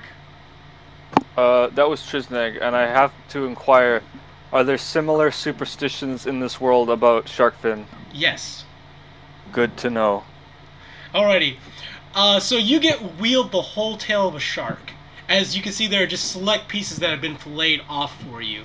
There's also a large cup with dipping sauce onto it, as well as a few little dots of some green-looking paste stuff, some red-looking paste stuff, and a few sprigs of ginger.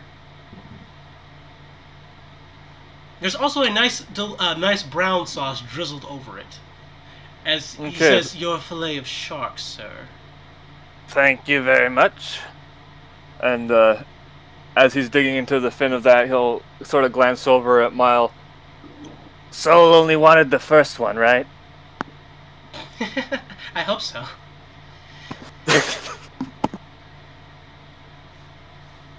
And what's she getting? She got the same thing as Edrigan, actually. Though not nearly as spicy. So she's got a whole cockatrice in front of her, and she's looking at that quite nervously. She did not expect this much food. Damn, cockatrice is bigger than she is. Yes, it is! It's a large-sized creature!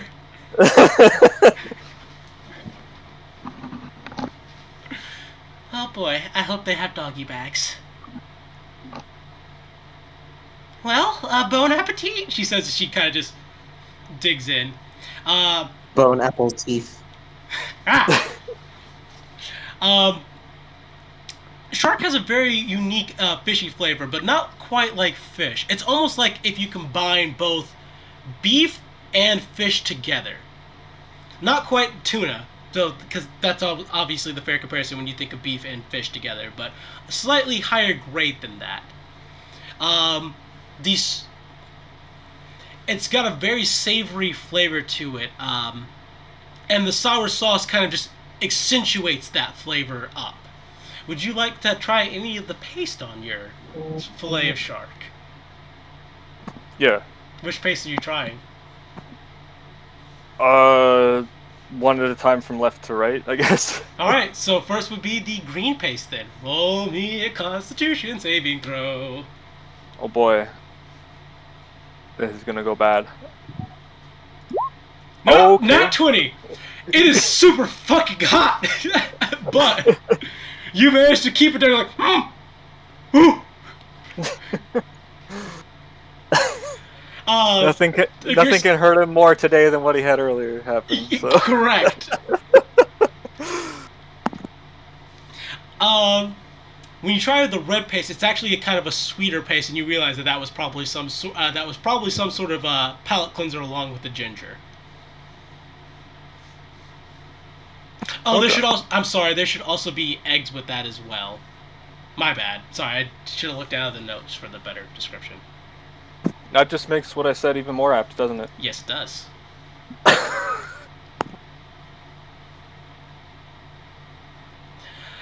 Okay. We can explain that joke after session to anyone who doesn't get it. The superstition, that is. Okay. And now we go to Zai, who ordered the salmon. You have essentially a huge flank of salmon cut. It is very well cooked, and the perfect color. There's also a nice brown sauce glazed over it, a glaze on the side, as well as a couple of rolls on the side to go along with it. There's also a couple of paste for you as well as a sprig of parsley and a sprig of mint. Ooh, nice. Okay, I will crush that mint and parsley all over and crumble it all over the salmon. Flavor explosion is the best way to describe it. Yep. The salmon is perfectly moist and flaky. It is the Oh, is best. the skin crispy and I can peel it off and shit? Absolutely. Yeah. And it's just yes, even the skin looks appetizing. Cookie outdid himself with this one. And Helena, who ordered the same thing as you, is just this is the best goddamn thing I've ever had. Damn, I wish I could bring some back for the guys at home. Oh well. Oh well. Sips her wine and swirls the wine in her glass. I feel like a fucking queen tonight. I'll drink to that, and we'll toast that. Toast. Alright, meanwhile, back on the field of battle. You guys have been duking it out for quite some time. Yelder seems to have gained a slight edge over Iron Fist as he's actually seemed to come out of his rage. As he's like, hey, you're quite the tough opponent, aren't you, Yelder? You aren't called the leader of the Wrestler's army for no reason. Yelder gives him a smile. You fought valiantly, dwarf, but I believe this is where you take your exit. He throws down the sword, and his Bolmir blocks the blade. It's I am not done yet. Got a little bit of spark left in me. As they engage back into melee once more. Obviously, spectacle and performance. Meanwhile, with you and Lumine, you guys are having a very strong back and forth. Lumine is able to typically get in more hits, but your hits seem to do more damage whenever you go in. As Lumine seems to be growing more and more frustrated.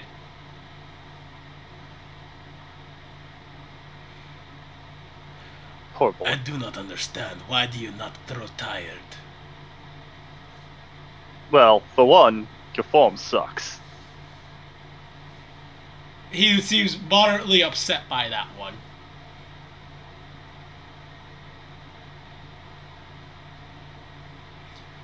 And what do you say for 2? I hit him again. Alright, roll me 2 attack rolls again. Do. Aw. And All right, That's both of those are hits. So, hit and a hit, and he's once again. You guys are engaged back in fierce melee once more. As you just And- see, he will pass the athletic check to not be tripped. Darn. All right, so you guys continue to engage in fierce melee as the crowd cheers and jeers at this.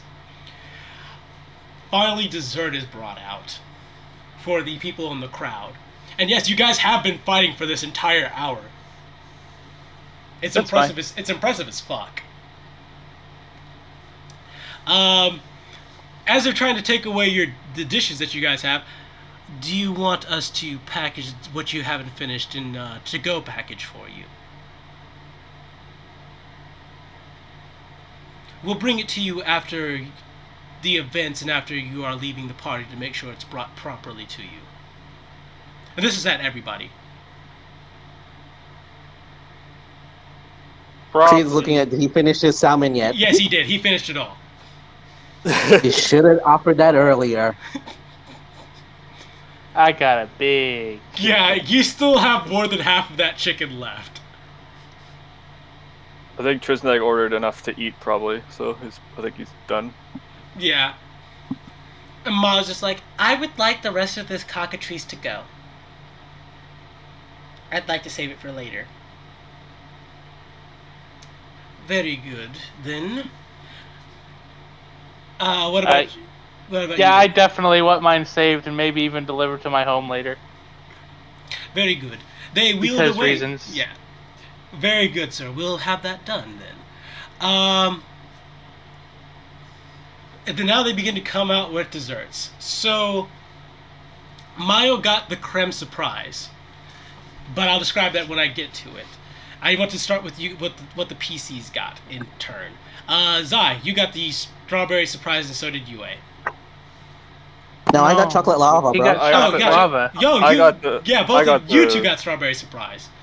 Yeah, I got the strawberry surprise. Yeah. So you have this extravagant strawberry setup. It's first off, it's red, and there's a small little fountain with reddish liquid at it, and the top of the fountain seems to be spewing out this red liquid. Around essentially each layer of the fountain, though, is strawberry cake-ish looking stuff. These are of course adorned with strawberries, a small little sprinkle of red powder as well, and some fresh cream frosting to boot. And swimming inside the moat of this fountain are chunks of strawberry. And there's of course strawberry glaze on top of this cake as well. Sounds good. He'll dig in. See, so the overpowering taste of strawberry, first off. However, not so much that it's disgusting, but then imagine the freshest, sweetest strawberry you've ever had. That strawberry that you wish every strawberry was when you bit into it. That. Also, the cream on the cake is very sweet and very sweet and actually savory. Not too overpoweringly sugar. It actually matches well with the strawberry. And the cake inside turns out not to be strawberry cake, but some sort of angel food cake that helps add a hint of vanilla to the strawberry. Oh, I'm going to savor this. Maya, looking at her creme surprise, of course, being essentially it's a three-layered pudding dish with cookies placed in different sections, all with like this kind of vanilla-ish color to them. And she's like, "I want to share." Sure. All right, so share and share like you do. Probably disgustingly cute. It is. Yeah. Edrigan is literally vomiting at the cuteness of you two. I'm too busy eating my strawberry surprise. You're too good to eat your strawberry surprise? I'm too busy. It appears that, in terms of dessert, Mirai didn't actually order dessert. She didn't seem to want a dessert. I've had enough food. Your chocolate lava cake, however, when you get it, you see like what looks like a brownie, with like little bits of frosting and a decorative "just for you" written on it. That's at Creed, of course. Zai? Wait, it's like written on it? Yeah, handwritten, "just for you." Did Cookie write this? The question, what an amazing question that is. I wish I could, like, are snap a you going to photo. cut into your chocolate brownie-looking thing with little bits of frosting on top of it? Hold on. Oh man, I don't have X-ray vision. Creed being like suspicious is like he's gonna like cut and like kind of dig in a little bit, see if there's anything inside. The second you cut into it, chocolate oozes out, and it's this warm fudge with little bits of, with little chunks of chocolate mixed in with it. Creed's still like trying to like, is there anything else besides food? Looking at Helena, who also ordered the same thing as you once again. Hers also had "just for you" on it as well. Okay, generic message. God. And she's like, so good. Oh. Yep. Just, sweet, beautiful, smooth, milky chocolate. And the chocolate chunks inside kind of just give you something to give you a little bit of bite to go on with all the other bits of softness of this. And when you bite into those pieces of chocolate, surprisingly, it is white chocolate inside. Nice. Alright, meanwhile, inside the gladiatorial arena, Yelder has finally bested Bolmir, as he just kind of knocks him to the ground as Bolmir, kind of on one knee, hand on the ground. I can see it, you bastard. You bested me good. May we meet again? Smack gives him a handshake as Yelder, bearing somewhat a little bit of a smile on his face, he's like, "You are indeed a worthy opponent." As two people come to help escort Bolmir out. Meanwhile, between you and Lumine seems increasingly frustrated by the fact that you are holding your own. Oh, poor baby. Yep. As he's like, "Okay, I have had enough of this." As well, let's just say something bad's about to happen. You see his spear glow with light.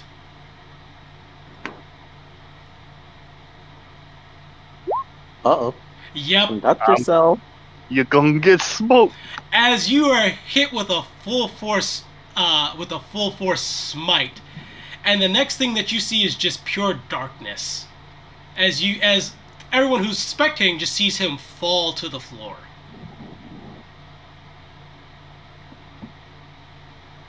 When Yeldir comes over to approach him, he does the same thing to Yeldir. What does everyone's reaction want to be? Wait, I thought the rules were explained to everybody, right? Most of you guys, I would say most of you knew the rule. Yeah, we'll go with that. Most of you guys knew the rules.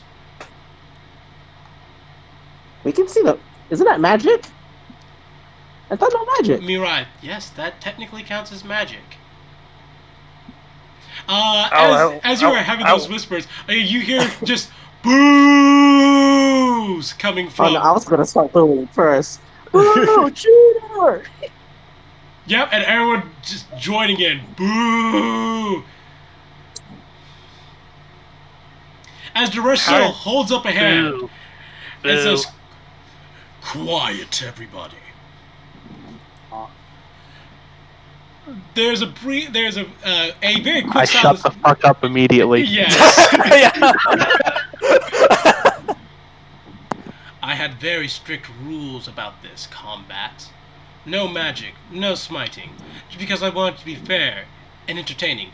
Bolmir adhered to these rules. Yeldir also adhered to these rules despite being a very powerful caster himself.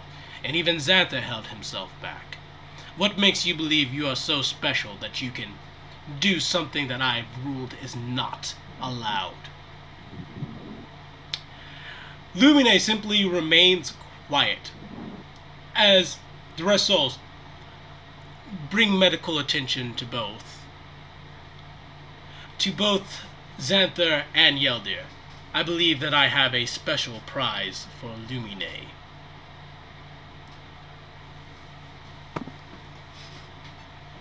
Trisnag will lean over to Edrigan.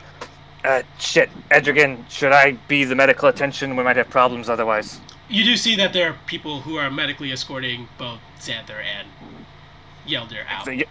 If they get a close examination, Xanther actually will just no need. I can handle it. Let's go ahead and escort you out then.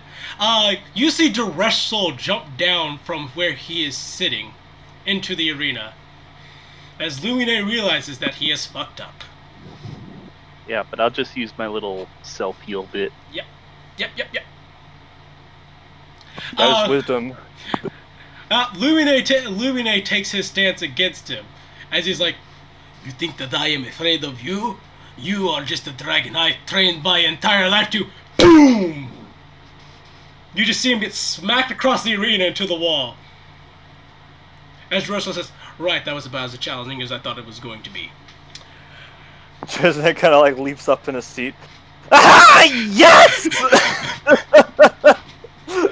Xanther will begin the slow clap. No! And there are cheers and claps had as Daresh Soul, looking around, bows. Right. I believe that this concludes this party. Those of you who are not needed for other things may return back to your homes. And I hope you all have a wonderful evening. When you guys essentially try to get out of your seats, you are told by attendants, no, there's somewhere else you guys are going to be directed to. We're going to I'm Xanther. fighting the other man. So what now? I didn't hear you. I'm not fighting the other man. No, he also got smote. Yeah. Oh. He got dragon smote. Yeah. The Yelder's kind of part demon, isn't he? Because Yeah. he's like an Abishai. He's part devil, part dragon. Essentially, what happened, yes, when he got smote, it was the same thing as pretty much what happened with Xanther got smote. It's super effective versus you guys. Because you guys are undead / outsiders. However, Shame. yeah, 'Cause I'm Yelder was getting not. low again. Yelder was not expecting to be hit like that, especially after having had a long combat versus Bolmir, who was a very tough melee combatant himself. That was just out of nowhere and more than enough to take him down. Darn. Alrighty, let's go ahead and move along with it. Sadly, that means no one wins the prize. But that's because a certain someone fucked that up for everybody. Loser. Loser.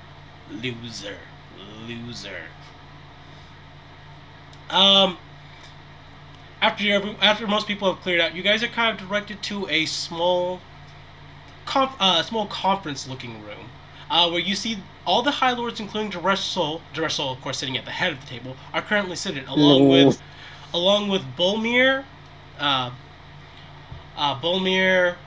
Clock Tinker, General Lumine, who is still very badly injured, has a really bad shiner on his face.